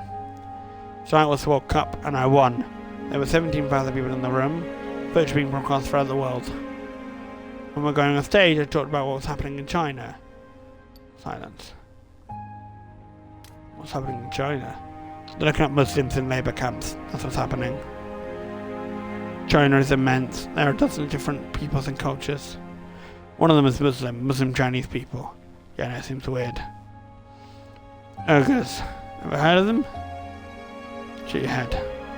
Problem is that Battle of the Lost Legends is bankrolled by a Chinese company. First it was a French series and then they bought it and now belongs to a Chinese company. Championship sponsors the marketing, 500,000 euros. Now it's all dash photos you can't find. Tainted? Yeah, that's it. Tainted. Soiled. Several different motion wash over her face. Or maybe she's a shadow in the light from the street lamps. I couldn't take the money. The breaker has telephone vibrations. Tracks her breath, closes her eyes. Outside everything's getting blurry. The city seems to be disappearing. Swept away by the emotions overwhelmed by your passenger. I couldn't take it. I'm a Muslim and no, that's not even it. Can't even simply accept the situation. Just like I couldn't accept the terrorist attacks. So I took to the streets. I protested. I can't do anything halfway. I can't be outraged without doing something about it. So I went on stage, grabbed the mic. Thank my team, my coach, my parents, and I said what I just said to you. Probably a bit confused. Probably a bit awkward. Fine, separate again. I remember saying yoga. I'm not sure about that. They tried to stop me, told them I cut my hands. I got off stage, said silent. They screamed at me, someone shook me. They took my money away, my win too, probably. I'd give it to someone else. I don't know. I don't give a shit. Really out of the bar. An alright grocery bath in straight bright light. 2 men sitting out smoking in front of the fruit and vegetable stand, freezing cold. My hands, you enough for the fare. My fingers are shaking. Thank you. No action on her part. When she gets out, she stops for a second, like she was waiting for someone from you. You're the right thing. Your passenger faces, pinches, twists and stretches. Was for the anger seeping out of her body. The right thing? What do you know about it? 10 minutes ago you didn't know who the yoga were. Shut your goddamn mouth. She gets out and slams the door. The men from the grocery sit up and watch the scene. Drove away almost immediately. This declares your body and mind of shame. Wow, what a dick. Honestly. God, I am tired today. Where should we go? Who should we go to?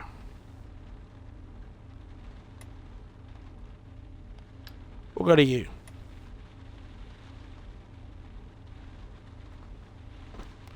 Why do that?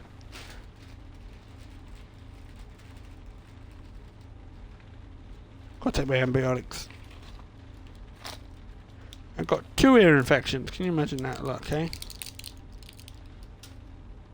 Dual ears. Heading home.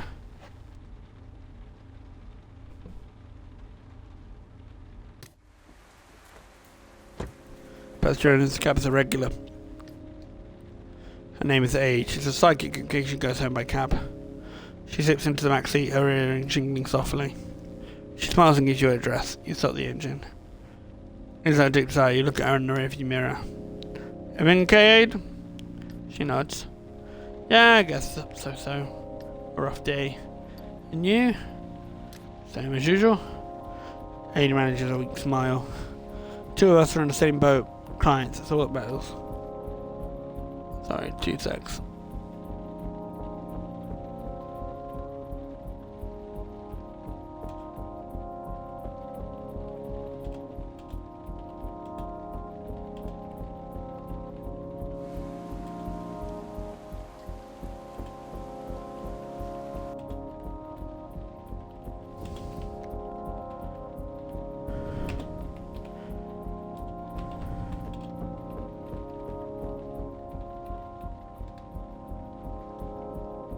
You have to agree with her. A day, for example. The guy comes in and sees me at the company. You know what part of business they're working and all that, remember? Yeah, sure. Usually when goes on with the story. This client comes see me. He tells me he wants to retire and wants his son to take over the business. He wants to know when he should do it. He draws the cards, he can do it, he knows what to do. And he's gazes and he clouds over. He turns over the priestess, the empress and the sun. He reaches for the 4th card, turns over the moon. Her eyes widen. I asked him who the woman is, the woman the cards are referring to. Doesn't know. He says obviously uncomfortable. Ask him if it's his mistress, but it's not it. It's my daughter, he says. It's nothing to do with it. He only wants to know about his son. Well, your son, I tell him, he isn't in the cards. She raised her voice a little. You won't believe me, his son has to be in the cards, he said. He's the one who's going to inherit the business and no one else. Aid's voice suddenly secretive in tone. Between 2 of us, the son is a total deadbeat. But the client assures me things are different now. His son has changed in progress. So tapping on the cards and asking who is the woman. He has been comfortable, maybe more than when he was told about his son. Either she's your lover or your daughter, I tell him. In the cards say she's the person who should run the business. The priestess represents solidarity, construction. The empress, intelligent success. The son, fulfillment, achievement. It all runs a Wonder Woman. The woman is close to you, the moon. Suddenly my client stopped believing the cards. She gives a short laugh. It's impossible, he says. His daughters are not cut out for the work nor responsibilities. She's younger, he says. She's smart and went to a good school in England, and all that pressure was too much for her. So I couldn't handle it. You know guys today, they're all mixed up. They think they're talking about the trophies. Been left on home on a shelf and collect dust. I'm not an intellectual or anything, but today, mate. My men and are getting dumber and dumber. The client keeps insisting he's right. Do you think the cars tell the truth or not? I ask. You don't to answer. Oh. Hello, Mystic! Hello, buddy. How are you doing? The cards say your daughter should take over the company. You didn't draw a single masculine card. There's no connection whatsoever to your son.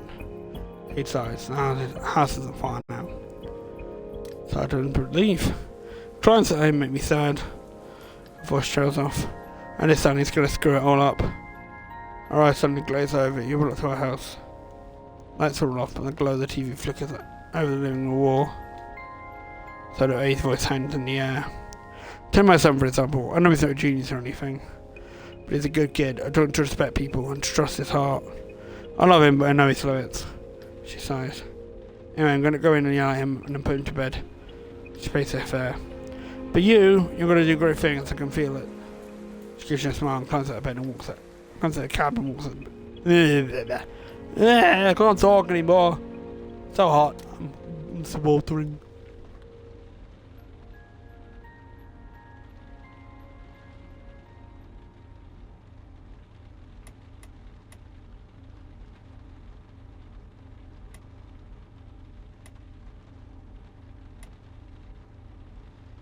Yeah, we need to go to a petrol station. We're almost out.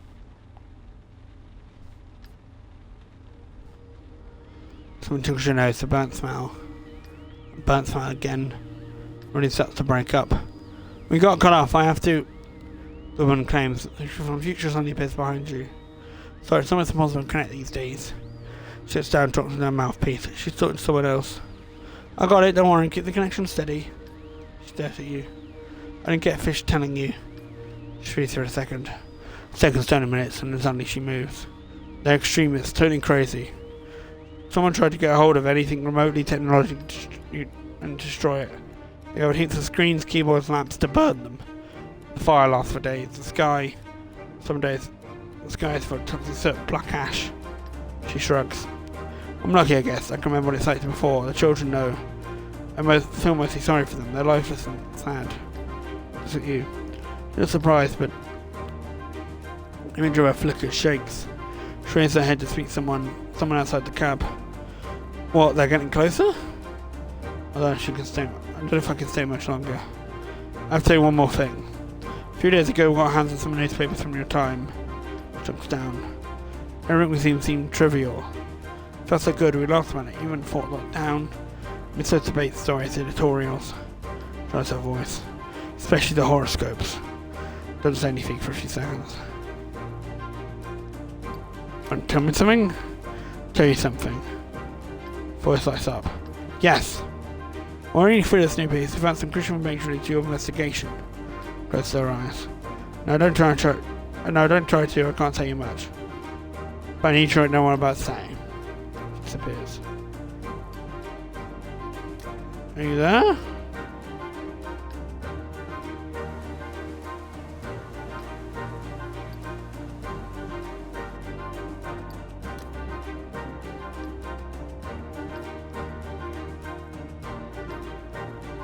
I'm sorry. Can't come back. It took an hour to turn her apart. Shit. Watch the files, not those around the other ones. Post again. Enough time to send you something. Don't think it'll be any help, but it's under the seat. Under the seat? No answer. Voice suddenly stops.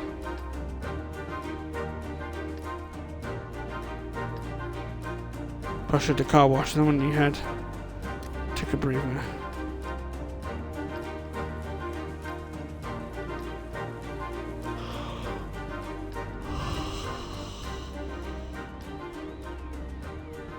Thank you, Jay.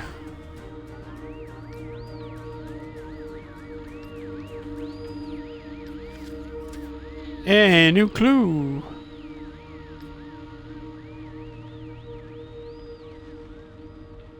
Right, we do need patrol. Let's go get patrol. What happened? I don't know. A woman from the future claims to help us. It's weird. This game's weird. Does it? There was a ghost earlier. It's fine.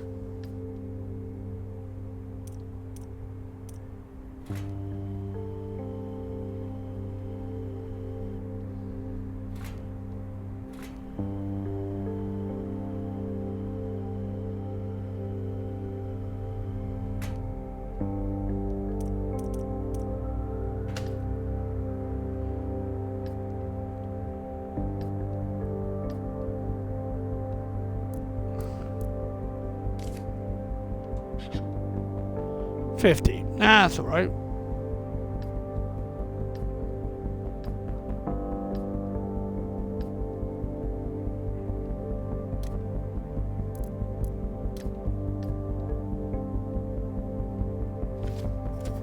Hey, new clue.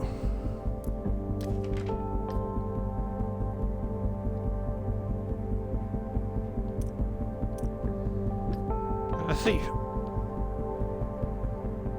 Right. Yeah, we're looking for the man that tried to attack us. That's the idea.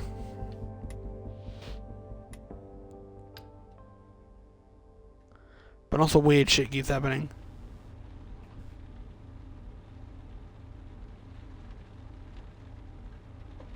Just a bit of water down my leg. Back door opens, your passenger sets in the back seat. She's a regular, you know her address. Jackie. I'm in Candy. Good Jackie. You know Jackie for years now. Friend of a friend, a rather like prostitute in your old neighbourhood. I hope spring's gonna be warmer than last year because I can't stand freezing my ass off anymore. Been working in the board depot lawn for 2 years now. Every now and then she shoots yourself a tracksuit. Right. What's the latest news? Don't joke anything, almost anything that is. Is your back better? Smile. It's okay, it's just painful. Bastard really did you, didn't he? Can I see me, Jackie? If you can go on, honey. Tell her about Lieutenant Bissett about threats in your mission. You got screwed again, honey. Too nice. You're in the cops, you're gonna have to go see someone or start banging one. Jackie? I know, you're right, you're the boss. I'll ask around. Some clients might know something. Pause. You know what's coming, you're expecting it. But fair's fair, the next fight's free, right? Take care of yourself, okay? Or a smile. You know me. Yeah, I do, that's the problem. So you see the new law is, huh? Just to law the fine sex workers' clients. When I came out to see me today. Do you know they're going to make them to take a class now too? Class? Yeah, class. Clients are forced to already paying fines and now they're being forced to attend a 2-day class. Sure, go and tell them it's not normal to see a prostitute. A client of mine knows he didn't like it much. Told me they were arrogant, you know, like they were talking down to convicted clients or something. I don't understand the government, the politicians. We exist, we're not going away, we pay taxes too. Do you realise that? I better act like you and everyone else. Pause. Almost everyone in this goddamn country today. The richer you are, the less you pay. What a mess. This guy's completely for a moment. When she speaks again, her voice is gruff. I'm only doing my job, you know. People who come to talk to us, they talk to us about reinsertion and all that. It's great for the young girls who just started. But the transvestites, the Uruguayans and the Colombians, there's no way they're going to fight work by themselves. And me, it's been too long. No way I'm going to be a checkout person in a grocery store. First of all, run into clients all the time. She smiles, kind of a little joke. No, serious. Like, it's just it's my job. I chose to do it. It's a great advantage to line of work. Even you didn't choose. But yes. Friend answered, smile. Ryan continues for a while in silence. To me, it's really outrageous. She seems sad about the conversation. So what it gets me is the fact they're not helping us any more than before. The cops, the state police, the whole lot. They ignore us just like before. They threaten us just like before. Make fun of us just like before. They only pass the law for the money. $1,500 for the first offence, $3,000 for the second. Pretty stiff. Price for a trick. The upshot, we have fewer clients. Makes sense, huh? Funny country we live in. Lands of the rights of the man and all that. Voices tinge of anger. Right my ass. The only ones that come around are the regulars or the basket cases. Or the guys that don't know what they're risking. Yeah, particularly guys that don't know what they're in for. It gets a funny laugh. It sounds like crushed metal. It's good business for the cops at any rate. You just stand there in the alley, you wait for a car to park, you nab the client when you get out the van. Presto, $1,500. You nab 4 or 5 a night, and you're set to go. Funny country, the land of human rights and all that. Check off all the boxes, your boss is happy, you get your bonus. And all this not the fault of good old Jackie and her clients. She shrugs. I won't let you pull side street where Jackie lives. Bonus in poor repair, the hall lights are flickering. Park in a first available space. Always a pleasure, honey. She pays the fare with cucumber bills and coins. That's all I have. No problem. She smiles. Good night, hon. She gets out of the cab and walks slowly over to the entrance of the building. She's not in much hurry to get home. She had just that on her? Alright, bloody hell. Alright, bloody hell, love. Bloody hell, love.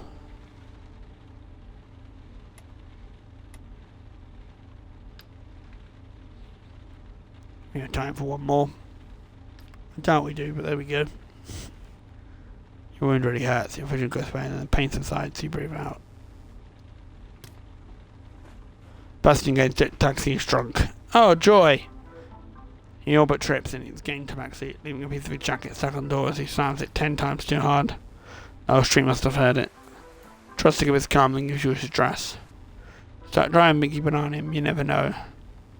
His head lolls, his eyes loll, he rummages through his pockets looking for his phone. In vain. Hey buddy, tell me, by any chance using my phone? No. Looks around. Oh, what an idiot. I lost it earlier, not here at the bar. Just mumbling. Or somewhere. So I start to like slits. Or at the bar. Silent for a minute, trying to remember something. When he starts speaking and he moans. She's gonna kill me.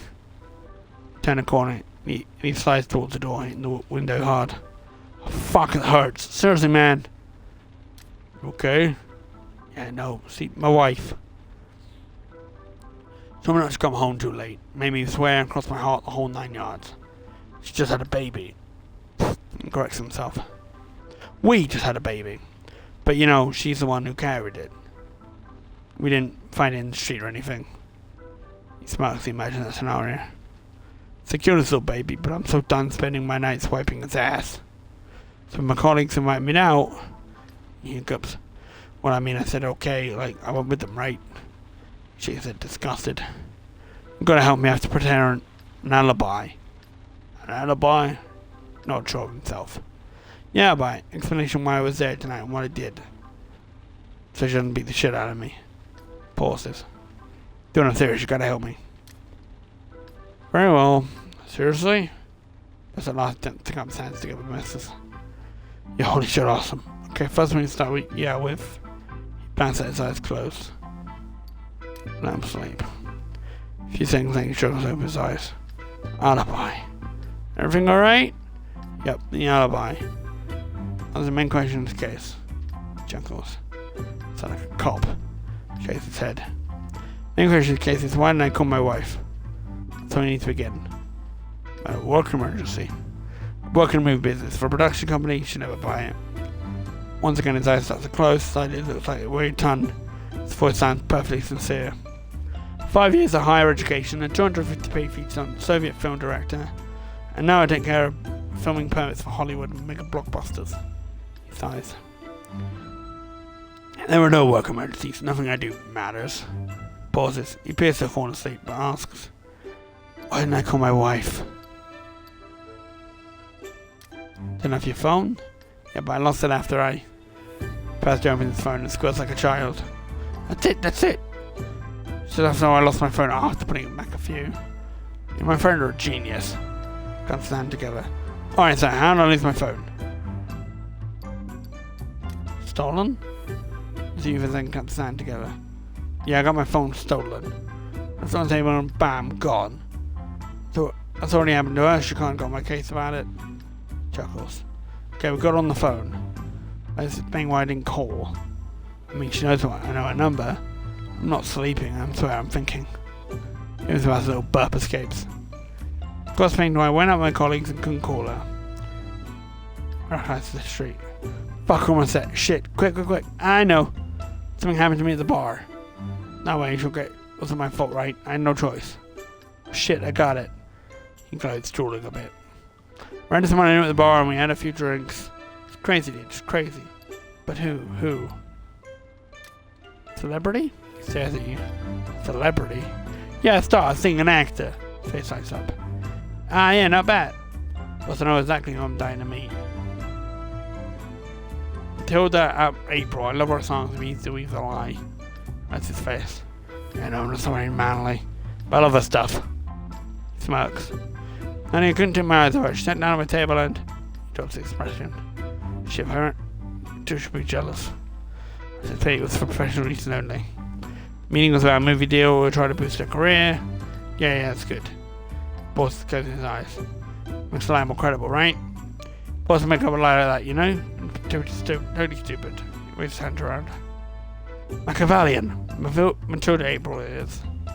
So we're good. I have my excuse for the phone. My excuse for being busy all the evening. And just an excuse for staying out so late. That's not enough. We're solid, you know? So we pulls the line together, man. Lying to wife is like a magic trick. You just can't say the lady enough. You have to turn the box around too. I mean, ladies gotta think it's funny like too. Lol, hilarious. I'm cutting halfway. I still can shoot my feet. Sadly stop. I need a strong finale. Something like, or something, you know? It looks like he's asleep.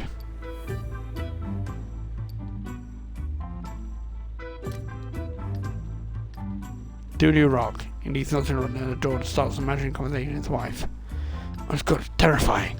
Terrifying. So I got home since the metro was closed. I had footsteps behind me. Someone was copying my pace. Turned around and saw a shadow disappear into the alley. There's a serial criminal, so I was obviously scared. I sped up but didn't hear any more. Got the entrance of the building when I went over the door. I heard sort of a husky rattle around my neck. So scared. Take her in my arms. Yeah, that man. What a kick-ass screenwriter make. Your wife, give me the fucking palm d'or for my performance. You take sound of the screaming crowd. And the palm d'or is awarded to Carlo Girardi for the line vetted with super nice taxi driver. Yeah, it's the voice turning to a TV anchor. Carlo's turned 5th this year, but down to the finest, near perfection. She'll lead it right up, like a child's play. Slaps his thigh. Say nothing. It all begins waiting for movie had been seen when already reached cult status. And character's phone is stolen when he leaves it on an outdoor table at a bistro. A kind of terrible mistake most Parisians you'd ever make. When he reached his wife, he normally would have gone straight home, but alas, he was yet unaware what amazing encounter evening would hold. Raised his 3 fingers. Could have had only 3 times in our lifetime. Matilda April, his favourite singer. Sung so enchanting out of voice, and he lost all notion of time. When the main character notices time, it's already very late. Too late. Hurries home, it's the last metro, and it's a shadow on his tail. Clears the person. Following his bad tensions, then shiver in the backseat.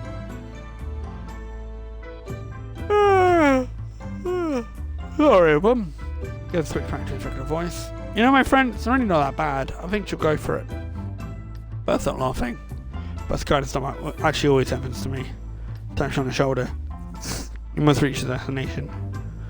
A smile upon his face annoys you. Can't find his place. She deserves better.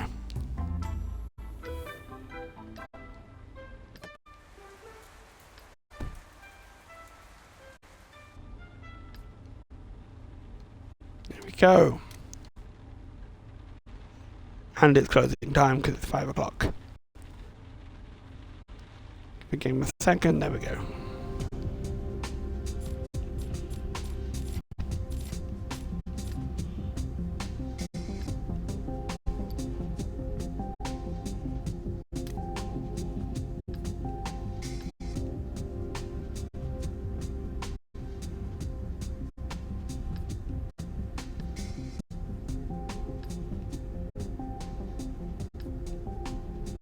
What?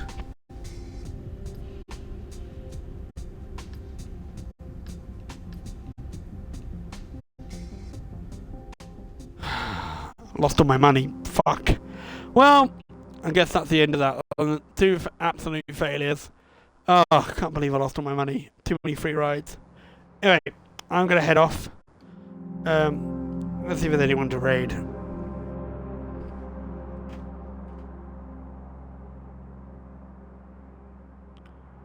Is there anyone I can raid?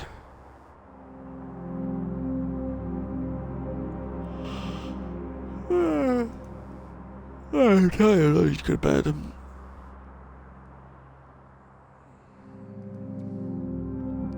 Who is live I can raid?